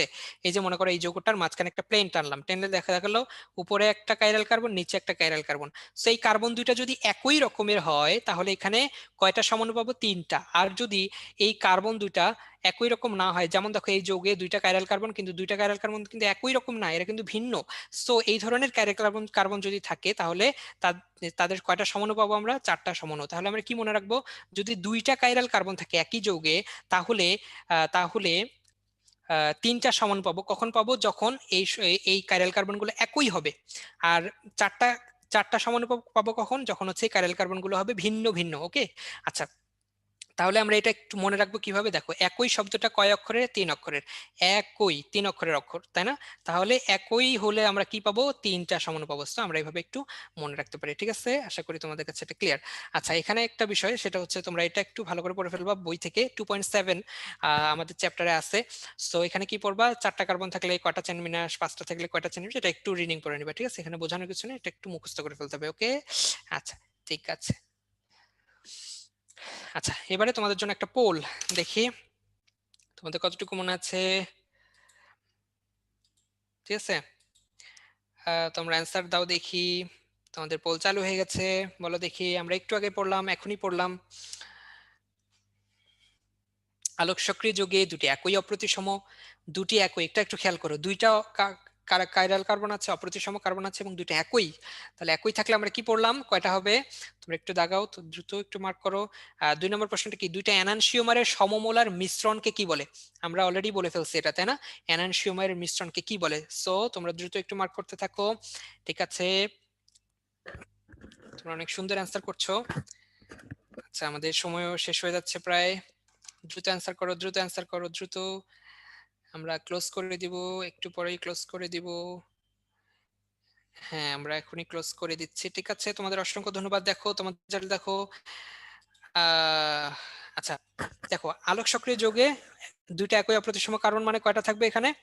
তাহলে আমরা কয়টা সমাণু পাবো? 3টা সমাণু পাবো, তাই না? 3টা সমাণু পাবো। আচ্ছা, আর যদি তোমার ওখানে এনানসিওমারের মিশ্রণ ঘটাই তাহলে আমরা কি পাবো?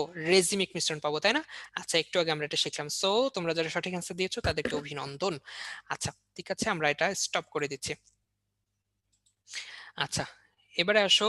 হ্যাঁ, এখানে দেখো আমাদের এই 4 নম্বর পোলের অ্যান্সার গুলো দেয়া আছে, আমরা এখানে সহজেই দেখে নিতে পারবো।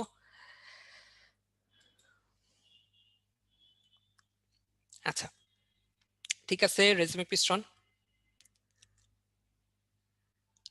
আচ্ছা, ঠিক আছে, আমাদের 4 নম্বর পোল শেষ। আচ্ছা, অনেকেই কিছু কিছু টপিক আরেকবার পড়ানোর কথা বলছো, আসলে আজকে যেহেতু সময় কম, আমরা এটা হচ্ছে তোমাদের সলভ ক্লাসে এগুলো আবার আমরা রিপিট করব। ঠিক আছে, সো চিন্তার কোনো কারণ নেই, তোমরা কমেন্ট বক্সে সবাই জানাবা তোমাদের কি কি সমস্যা, আমরা সেগুলো সলভ ক্লাসে ইনশাল্লাহ পড়ানোর চেষ্টা করব। আচ্ছা, এখন তোমাদের কাছে যদি বলি, আচ্ছা তোমরা একটা অ্যারোমেটিক যৌগের নাম বলো তো। আচ্ছা, অ্যারোমেটিক যৌগ এখানে দেয়াই আছে, তোমরা বলো এই অ্যারোমেটিক যৌগটার নাম কি? এই যে চক্রটা দেয়া আছে, চাকরিক যৌগের নাম কি? হ্যাঁ, তোমরা সবাই জানো, এটা হচ্ছে বেনজিন। আচ্ছা, বেনজিন কি কি মৌল নিয়ে তৈরি বলো তো? কার্বন আর হাইড্রোজেন দিয়ে তৈরি, তাই না? কি কি দিয়ে তৈরি? কার্বন আর হাইড্রোজেন দিয়ে তৈরি। আচ্ছা, আমরা জানি যে সকল যৌগ কার্বন আর হাইড্রোজেন দিয়ে তৈরি সেগুলোকে আমরা কি বলি? হাইড্রোকার্বন বলি। তাহলে বেনজিন একটা হাইড্রোকার্বন, যেহেতু এখানে কার্বন হাইড্রোজেন আছে। আবার দেখো, বেনজিন একটা অ্যারোমেটিক যৌগ, তাই না? তাহলে বেনজিনের দুইটা বৈশিষ্ট্য, সে একটা অ্যারোমেটিক যৌগ আর এটা হচ্ছে কার্বন হাইড্রোজেন দিয়ে তৈরি, মানে একটা হাইড্রোকার্বন। তাহলে দুটাকে একসাথে আমরা কি বলতে পারি? একসাথে আমরা বলতে পারি অ্যারোমেটিক হাইড্রোকার্বন। ঠিক আছে, তাহলে বেনজিন একটা কি? Aromatic hydrocarbon. এখন এই অ্যারোমেটিক হাইড্রোকার্বনের একটা সংক্ষিপ্ত নাম আছে, তোমরা কি জানো সেই সংক্ষিপ্ত নামটা কি? বলো দেখি, অ্যারোমেটিক হাইড্রোকার্বনের সংক্ষিপ্ত নামটা কি বলো? হ্যাঁ, এরিন, সবাই জানো দেখি। হ্যাঁ, অ্যারোমেটিক হাইড্রোকার্বনের সংক্ষিপ্ত নামটা হচ্ছে এরিন। সেটা কি দেখো? হ্যাঁ, এরিন। আচ্ছা, এখন এখান থেকে আমাদের কি আসবে? এখান থেকে আমাদের আসবে হচ্ছে উদাহরণ। উদাহরণ কি? প্রশ্নটা কিভাবে হবে যে অ্যারোমেটিক হাইড্রোকার্বন কোনটি, নিচের কোনটি অ্যারোমেটিক হাইড্রোকার্বন নয়? এভাবে প্রশ্ন আসতে পারে। কি কি উদাহরণ? বেনজিন, ন্যাপথালিন, অ্যানথ্রাসিন এবং বেনজিনের জাতক।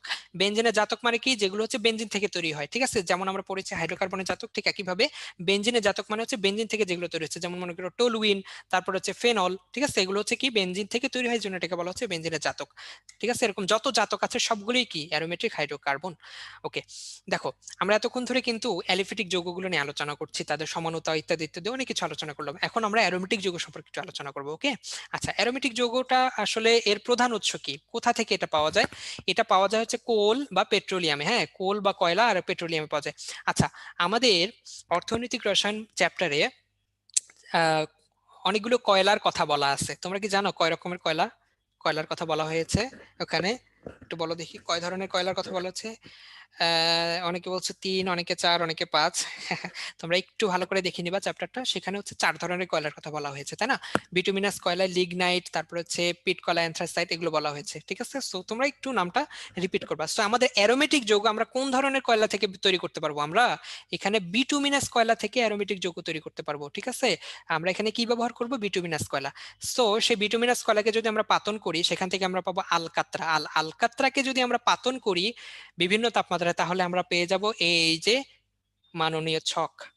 ঠিক আছে, আলকা থেকে পাতিত করলে আমরা কি পাবো, এই যে ছক পেয়ে যাবো, দেখছো এখানে সব কিছু একসাথে লেখা লেখা আছে যে আলকাত্রার বিভিন্ন তাপমাত্রায় পাতন করলে আমরা কি কি পেয়ে যাব। ওকে, আচ্ছা এই ছকটা তোমাদের পড়তে হবে। তবে আমরা চাই যে তোমাদের জন্য যেন কোনো রকম কষ্ট না হয়, তাই না, আমরা সহজ করতে চাই। সো ঠিক আছে, তোমাদের এই যে দুইটা কলাম আছে, এই দুইটা কলাম না পড়লেও চলবে। তোমরা যেটা করবা সেটা হচ্ছে যে প্রথম কলামটা পড়বা আর শেষের কলামটা পড়বা, ঠিক আছে। এই কলামগুলো যেহেতু অনেকগুলো তাপমাত্রা, অনেকগুলো পার্সেন্টেজ, সো এত ইনফরমেশন পড়ে মাথা জাঙ্ক করে ফেলার কোনো কারণ নাই। আমরা সহজ ইনফরমেশন পড়বো, সহজভাবে মনে রাখবো, সহজভাবে ঠান্ডা মাথায় পরীক্ষা দেবো, ঠিক আছে।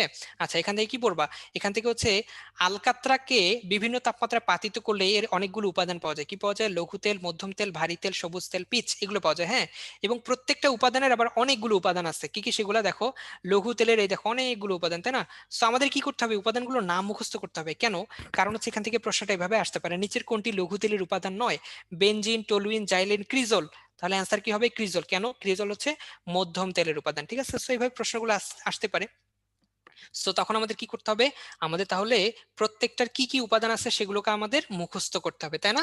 আচ্ছা এখন তোমরা কি এটা পারবা, তোমাদের কি এটা মুখস্থ করতে পারবা বলো দেখি।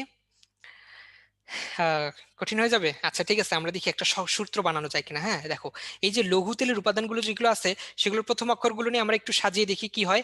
বেট, জা, পি, থা, অ্যানিফেন, তাই না, অদ্ভুত একটা কিছু। কি হলো, বেটজা, পিথা, অ্যানিফেন, একটু অদ্ভুত রকমের সূত্র, তাই না। আচ্ছা, পেটজা, পিঠা, অ্যানিফেন, একটু ভিন্ন রকমের, কিন্তু কোনো সমস্যা নাই। আমরা যদি একটু জিকির করি তাহলে এই সবটা মুখস্থ হয়ে যাবে, ঠিক আছে। একটু সুরে সুরে জিকির করবা, আমাদের মাওলানা তাহেরের মতো, বসেন বসেন বৈশা যান বেটজা পিঠা অ্যানিফেন, বসেন বসেন বৈশা যান বেটজা পিঠা অ্যানিফেন, দেখবা যে খুব সুন্দর করে এটা মুখস্থ হয়ে যাবে। সো চিন্তার কোনো কারণ নাই, যতই অদ্ভুত হোক না কেন আমরা একটা জিনিস কয়েকবার রিভিশন করলে এমনিই আমাদের মুখস্থ হয়ে যায়, ঠিক আছে। সো নো চিন্তা, ডু পড়াশোনা। ওকে, তাহলে এখন আমরা কি করব, দেখো এখানে তাৎপর্য কি, এটা তাৎপর্য হচ্ছে এই যে,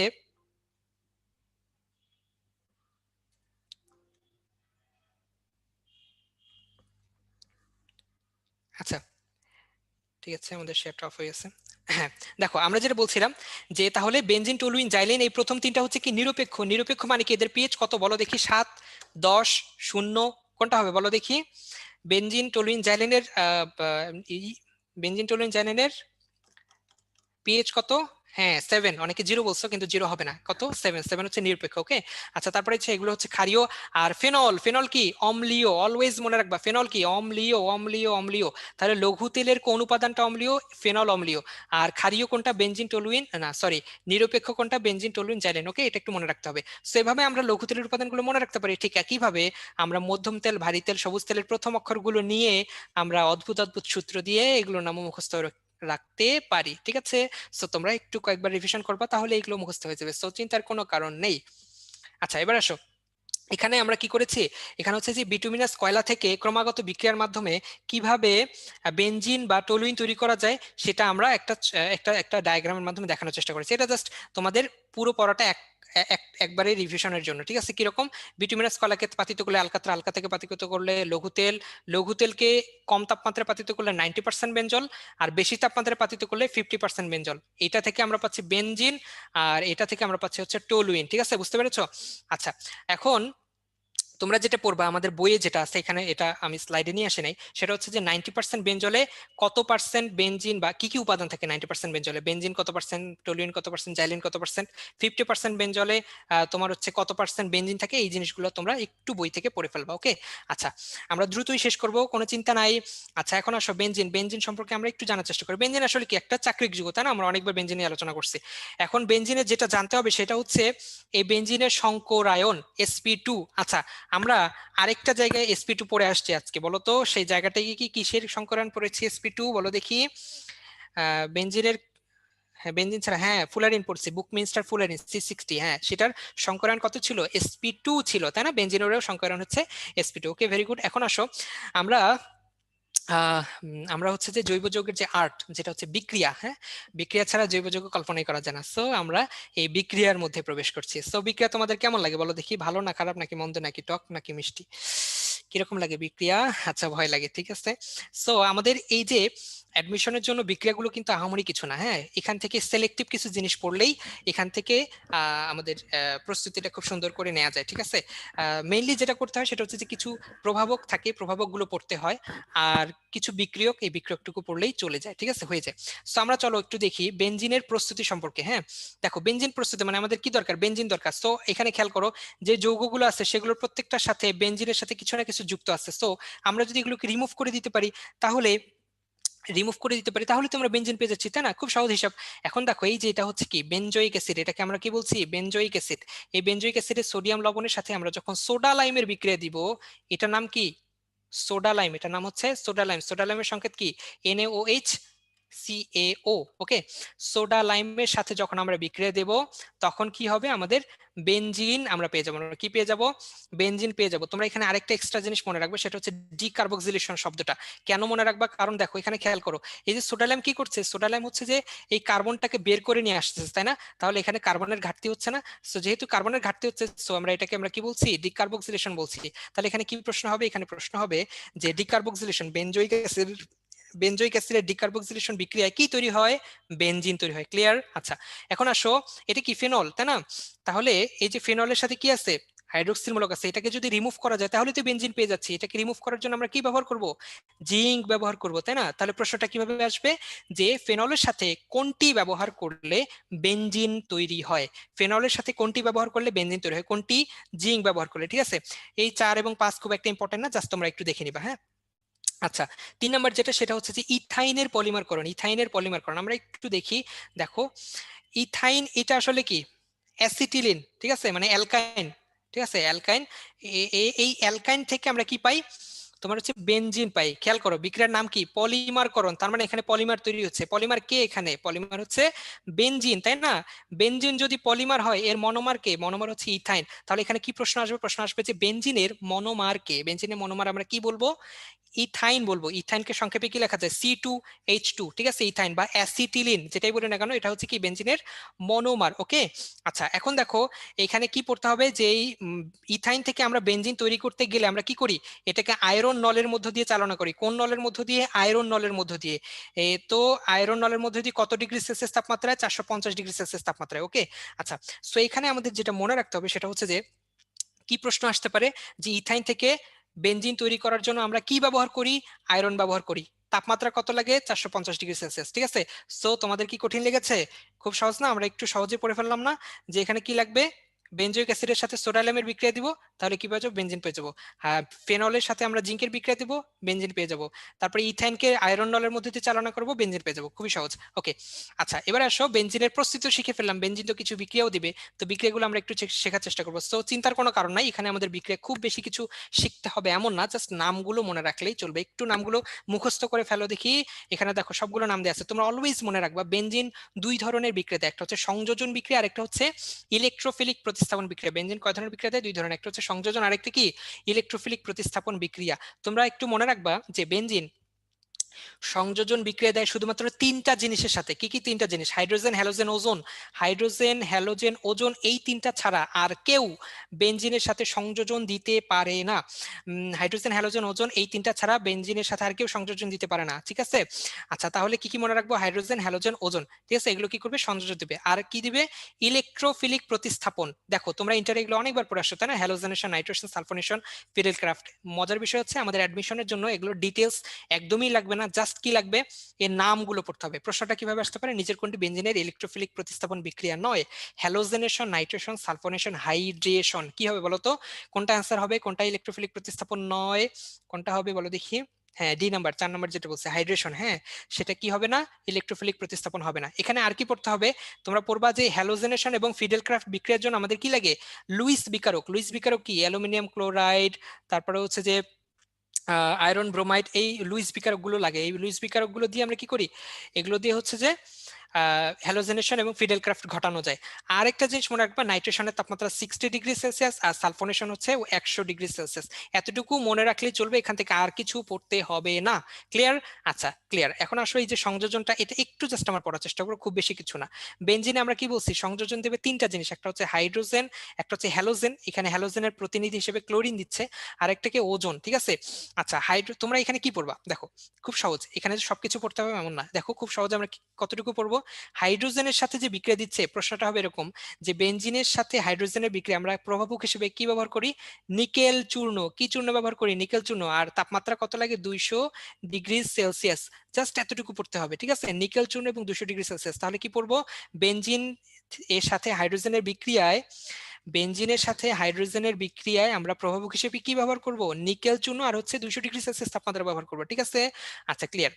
বেনজিনের সাথে ক্লোরিনের বিক্রিয়া দিলে কি তৈরি হয় জানো? ক্লোরিন বিক্রিয়া দিলে গ্যামাক্সিন তৈরি হয়। গ্যামাক্সিনের সংকেত কি বলো দেখি? গ্যামাক্সিনের সংকেত হচ্ছে C6H6Cl6, তাই না? বেনজিন হেক্সাক্লোরাইড, এর আরেকটা নাম হচ্ছে বেনজিন হেক্সাক্লোরাইড। ঠিক আছে? এটাকে বলা হচ্ছে গ্যামাক্সিন। তো এই যে ক্লোরিনের সাথে আমরা বিক্রিয়া দিলাম, তৈরি হলো গ্যামাক্সিন। এখানে প্রভাবক লাগবে না? অবশ্যই প্রভাবক লাগবে। কি প্রভাবক লাগবে? এই যে দেখো, সূর্যের আলো। তাহলে এখানে কি প্রভাবক লাগবে? সূর্যের আলো লাগবে। ঠিক আছে? সূর্যের আলো দিয়ে আমরা কি করব, প্রভাবক হিসেবে ব্যবহার করব গ্যামাক্সিন তৈরির ক্ষেত্রে। এখন তোমরা কি জানো গ্যামাক্সিনের কাজ কি? গ্যামাক্সিন কি কাজে ব্যবহৃত হয় বলো দেখি? গ্যামাক্সিন কি কাজে লাগে? জীবাণু নাশক কাজে লাগে। ঠিক আছে? জীবাণু নাশক করতে কাজে লাগে। ঠিক আছে? আরেকটা জিনিস লাস্টে যেটা ওজোন, এটা আমাদের খুব একটা ইম্পর্টেন্ট না, জাস্ট এইটার নাম হচ্ছে গ্লাইওক্সাল, এই নামটুকু পড়লে চলবে। ঠিক আছে? সো তাহলে তোমরা কি পড়বা এখানে, হাইড্রোজেন সংযোজনে প্রভাবক নিকেল এবং 200°C, এবং ক্লোরিন সংযোজনের ক্ষেত্রে প্রভাবক হচ্ছে সূর্যের আলো, তৈরি হচ্ছে কি গ্যামাক্সিন, গ্যামাক্সিনের সংকেত এইটা, এবং এইটার কাজ হচ্ছে জীবাণু নাশক। ওকে, এতটুকু পড়লেই চলবে। খুব কঠিন লাগলো বলো তো? আমরা খুব সহজ করে পড়লাম না? জাস্ট সিলেক্টিভ একটু পড়লেই, সিলেক্টিভ জিনিসগুলো পড়লেই হয়ে যাচ্ছে। ওকে, আমাদের সবকিছু পড়তে হবে না। ঠিক আছে? আচ্ছা ক্লিয়ার। আচ্ছা এবার আসো, আমাদের বেনজিনের বিক্রিয়া শেষ, বেনজিনের ইলেকট্রোফিলিক প্রতিস্থাপন, এটা আমাদের জানতে হবে না, জাস্ট একটু দেখানোর জন্য এটা রাখা হয়েছে। ওকে, আচ্ছা সমস্যা নেই। এবার আমরা দেখো পোলে চলে আসছি, আমাদের পড়া প্রায় শেষ। সো আমরা প্রায় শেষের দিকে, আমরা খুব দ্রুত শেষ করবো, সমস্যা নেই। তোমরা পোলের অ্যান্সারটা একটু দিয়ে দাও দেখি, কেমন মনে আছে তোমাদের? হ্যাঁ, বলো দেখি। লঘু তেলের অম্ল জাতীয় উপাদান কোনটি? আমরা কিন্তু বলে দিচ্ছি এটা, হ্যাঁ, সুন্দর করে দেখো, একটু মনে রাখার চেষ্টা করো, মনে করার চেষ্টা করো। বেজ্জাপিথায়ানিফিন, আমরা এই সূত্র দিয়ে মনে রাখছি, তাই না? লঘু তেলের উপাদানগুলো। আচ্ছা এরপরে দেখো, বেনজিনের সালফোনেশনের জন্য কত তাপমাত্রা লাগে আমরা একটু আগে বলে দিচ্ছি, একটু আগে বলেছি, হ্যাঁ, সালফোনেশনের জন্য, নাইট্রেশনের জন্য, সালফোনেশনের জন্য আমরা বলে দিয়েছি কতটুকু তাপমাত্রা লাগে। সো তোমরা দ্রুত অ্যান্সার করতে থাকো, দেখা যাক তোমরা কতটুকু পারো।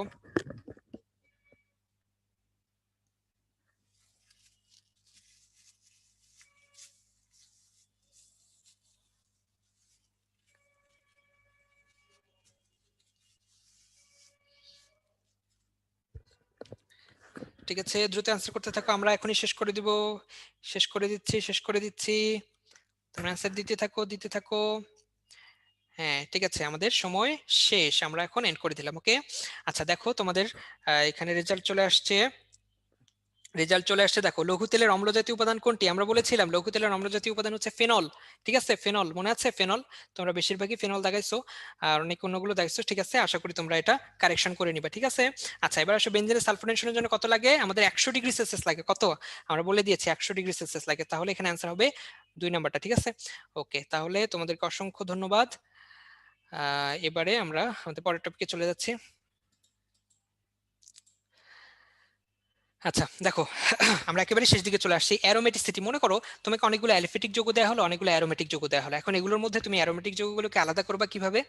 তাহলে অ্যারোমেটিক যৌগগুলোর কোনো বিশেষ বৈশিষ্ট্য আছে কিনা এটাকে আমাদের আমাদের দেখতে হবে। সো অ্যারোমেটিক যৌগগুলোর যে বিশেষ বৈশিষ্ট্য, বিশেষ ধর্ম, সেগুলোকে আমরা বলছি হচ্ছে অ্যারোমেটিসিটি। আর অ্যারোমেটিক যৌগের এই বিশেষ ধর্মগুলো প্রকাশের একটা নিয়ম আছে, এই নিয়মটাকে বলা হয় হাকেল নিয়ম। কি সেই নিয়ম? এখানে দেখো সবগুলো নিয়ম সুন্দর করে দেয়া আছে। দেখো যে যৌগটি কি হবে, সমতলীয় হবে, চাকরিক হবে। দেখো এখানে দেখো, এই যৌগটা কি হবে, সমতলীয় এবং চাকরিক, তাই না? আচ্ছা তাহলে প্রতিটা পরমাণু পি অরবিটাল কি হবে, পরস্পরের সমান্তরাল। এখানে খেয়াল করো, এই যে পি অরবিটাল গুলো পরস্পরের সমান্তরাল, তাই না? পরস্পরের সমান্তরাল। আর এই পি অরবিটাল গুলোতে যে পাই ইলেকট্রন থাকবে, সেই পাই ইলেকট্রন গুলো কি হবে, 4n+2 সংখ্যক। এই পাই ইলেকট্রনের সংখ্যা কত হবে, 4n+2 সংখ্যক। এখন আসো, তাহলে এই হাকেল নিয়ম প্রয়োগ করে আমরা কিভাবে অ্যারোমেটিক যৌগগুলোকে আলাদা করব? অ্যারোমেটিক যৌগগুলো আলাদা করার জন্য আমাদের কি করতে হবে জানো?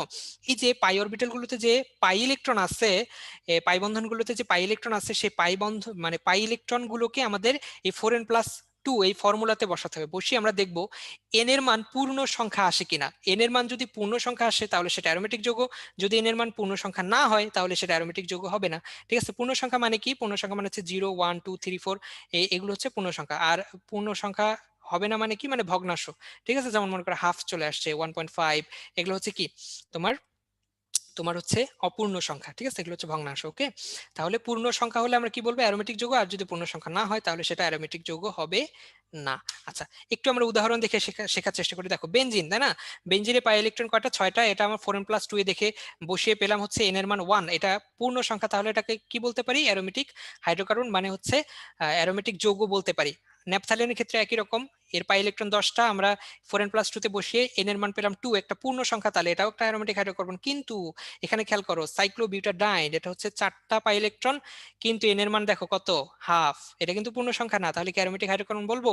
বলবো না, এটা কি অ্যারোমেটিক হাইড্রোকার্বন নয়। ঠিক একই রকম ভাবে পরেরটাও, ঠিক আছে, এটাও অ্যারোমেটিক হাইড্রোকার্বন নয়। সো আমরা অ্যারোমেটিসিটি বা হাকেল নিয়ম প্রয়োগ করে কিভাবে অ্যারোমেটিক হাইড্রোকার্বন বা অ্যারোমেটিক যৌগ বের করা যায় সেটা আমরা শিখে ফেললাম। ঠিক আছে, আচ্ছা এখানে আসো, অ্যারোমেটিক এবং অ্যালিফেটিক যৌগের একটা পার্থক্যের ছক দেওয়া আছে, তোমরা এটা বই থেকে পড়ে ফেলবে। এখানে আরো পার্থক্য আছে, সো এখানে আমরা অল্প করে নিয়ে আসছি। ঠিক আছে, সো তোমরা এখানে কি পড়বা? এখানে যে লাল মার্ক করা যে ঘরগুলো আছে এগুলো একটু গুরুত্ব দিয়ে পড়বা। আমরা জাস্ট শেষেরটা একটু পড়ার চেষ্টা করব। দেখো যে অ্যালিফেটিক হাইড্রোক্সি যৌগ, হাইড্রোক্সি যৌগ মানে কি? যেগুলোতে হচ্ছে হাইড্রোক্সিল মূলক থাকবে। হ্যাঁ, অ্যালিফেটিক হাইড্রোক্সি যৌগ যেটাকে আমরা বলি অ্যালকোহল, এটা কি প্রসম। প্রসম মানে কি? নিরপেক্ষ। আর যেটা হচ্ছে অ্যারোমেটিক হাইড্রোক্সি যৌগ মানে যেটাকে আমরা বলি ফেনল, ফেনলটা কি? অম্লীয়। ঠিক আছে, তাহলে এটা একটু মনে রাখবা। অ্যালিফেটিক হাইড্রোক্সি এটা হচ্ছে কি? প্রশম, মানে অ্যালকোহল প্রশম। আর ফেনলটা কি? ফেনল হচ্ছে অম্লীয়। এখন তোমাদের কাছে প্রশ্ন, আচ্ছা বলো তো, ফেনল যদি অম্লীয় হয় সে লিটমাসের রং পরিবর্তন করবে নাকি করবে না? বলো দেখি, লিটমাসের রং কি পরিবর্তন করবে? হ্যাঁ, লিটমাসের রং পরিবর্তন করবে। এখন তাহলে বলো দেখি, সে লাল লিটমাসকে নীল করবে নাকি নীল লিটমাসকে লাল করবে? বলো দেখি, লালকে নীল করবে নাকি নীলকে লাল করবে? হ্যাঁ, অনেকে নীলকে লাল বলছে, অনেকে বলছে যে লালকে নীল। আচ্ছা দেখো, আমরা এটা সহজে মনে রাখবো। দেখো সে কি? একটা অম্ল, অম্ল মানে অ্যাসিড, অ্যাসিড কি করবে? নীলকে লাল করবে, তাই না? আমরা অ্যানিলা দিয়ে মনে রাখতে পারি। তাহলে কি অ্যাসিড কি করে? নীলকে লাল করে, অ্যানিলা। ক্লিয়ার? তাহলে এভাবে মনে রাখবা, অ্যাসিড কি করে? নীলকে লাল করে, নীলকে লাল করে। ঠিক আছে, অম্ল নীলকে লাল করে। ওকে, আচ্ছা এবারে আসো, আমাদের ক্লাস মোটামুটি শেষ। আমরা শেষ একটা পোল দিব। আমরা যতগুলো পড়লাম আজকে, তো সবগুলো থেকে আমরা ইম্পর্টেন্ট 4টা কোয়েশ্চেন দিব তোমাদের। দেখা যাক তোমাদের কতটুকু মনে আছে, কতটুকু অ্যান্সার করতে পারো। ঠিক আছে, আচ্ছা। সো আমরা আজকে অনেকগুলো পোল দিয়েছিলাম এবং আশা করি তোমাদের অনেকগুলো রিভিশন হয়ে গেছে পোলগুলো। পোলগুলো দাগানোর সাথে সাথে তো তোমাদের পোল ওপেন হয়ে গেছে। তোমরা তাহলে মার্ক করতে থাকো। দেখো খুব সহজ সহজ প্রশ্ন আমরা সবগুলো পড়ছি, তাই না? এই হেটারো অ্যালিসাইক্লিক, হেটারো অ্যারোমেটিক, তারপরে এগুলো সবগুলো আমরা পড়ছি। দেখো কোনটা হেটারো অ্যালিসাইক্লিক বলো দেখি, দ্রুত বলতে থাকো। কোনটা হেটারো অ্যালিসাইক্লিক? তারপরে এরপরে দেখো পরের প্রশ্নটা, গতিশীল কার্যকরীমূলক সমানুতা কোনটা? আমরা কিন্তু বলেছি এটা, হ্যাঁ, এটা আমরা বলেছি। তারপরে দেখো বেনজিন হতে গ্যামাক্সিন তৈরিতে কোনটি প্রয়োজন? আমরা কিন্তু বেনজিনের বেনজিন থেকে আমরা 3টা বিক্রিয়া শিখেছি, তাই না? সংযোজন, এই হাইড্রোজেনের সাথে সংযোজন, সেখানে কি লাগে? নিকেল লাগে, 200°C লাগে। তারপরে বেনজিনের সাথে ক্লোরিনের বিক্রিয়া গ্যামাক্সিন তৈরি হয়, ওজনের বিক্রিয়ায় গ্লাইকোজেল তৈরি হয়, তাই না? তাহলে বলো দেখি একটু বুদ্ধি খাটিয়ে, গ্যামাক্সিন তৈরিতে কি লাগে?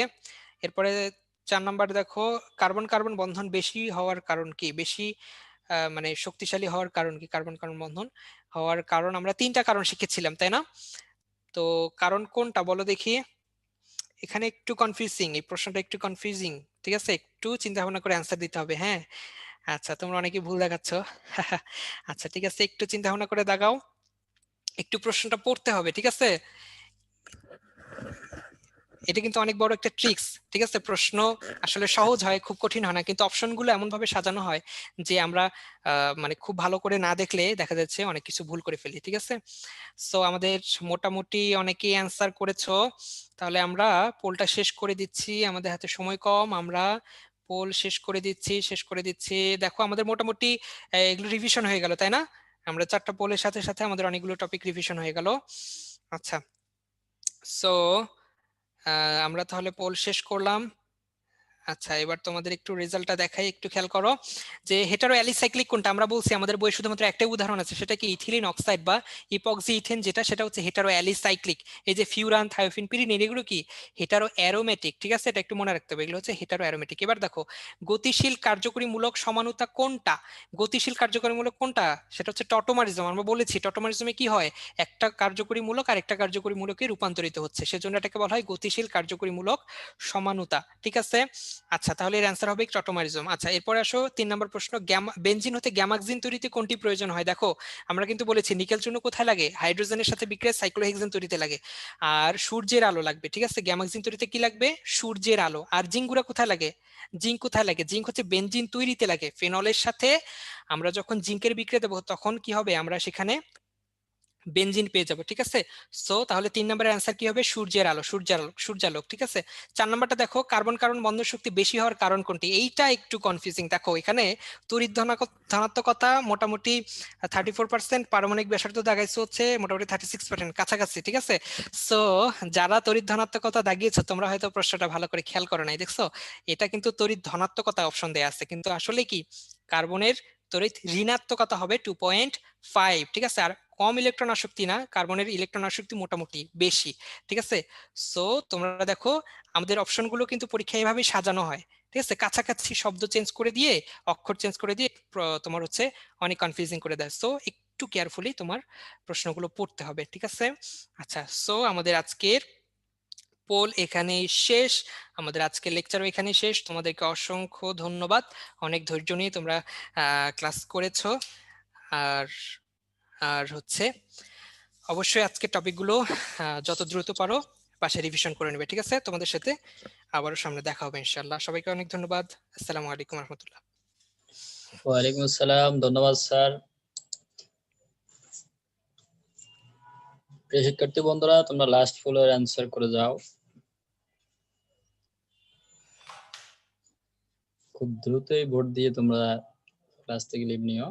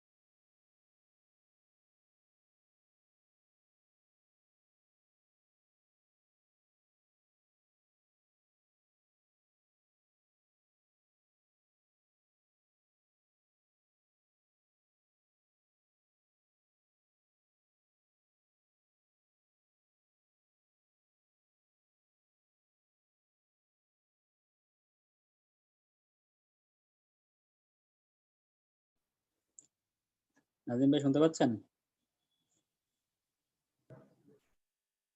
নাজিম ভাই, হ্যাঁ ভাই বলেন।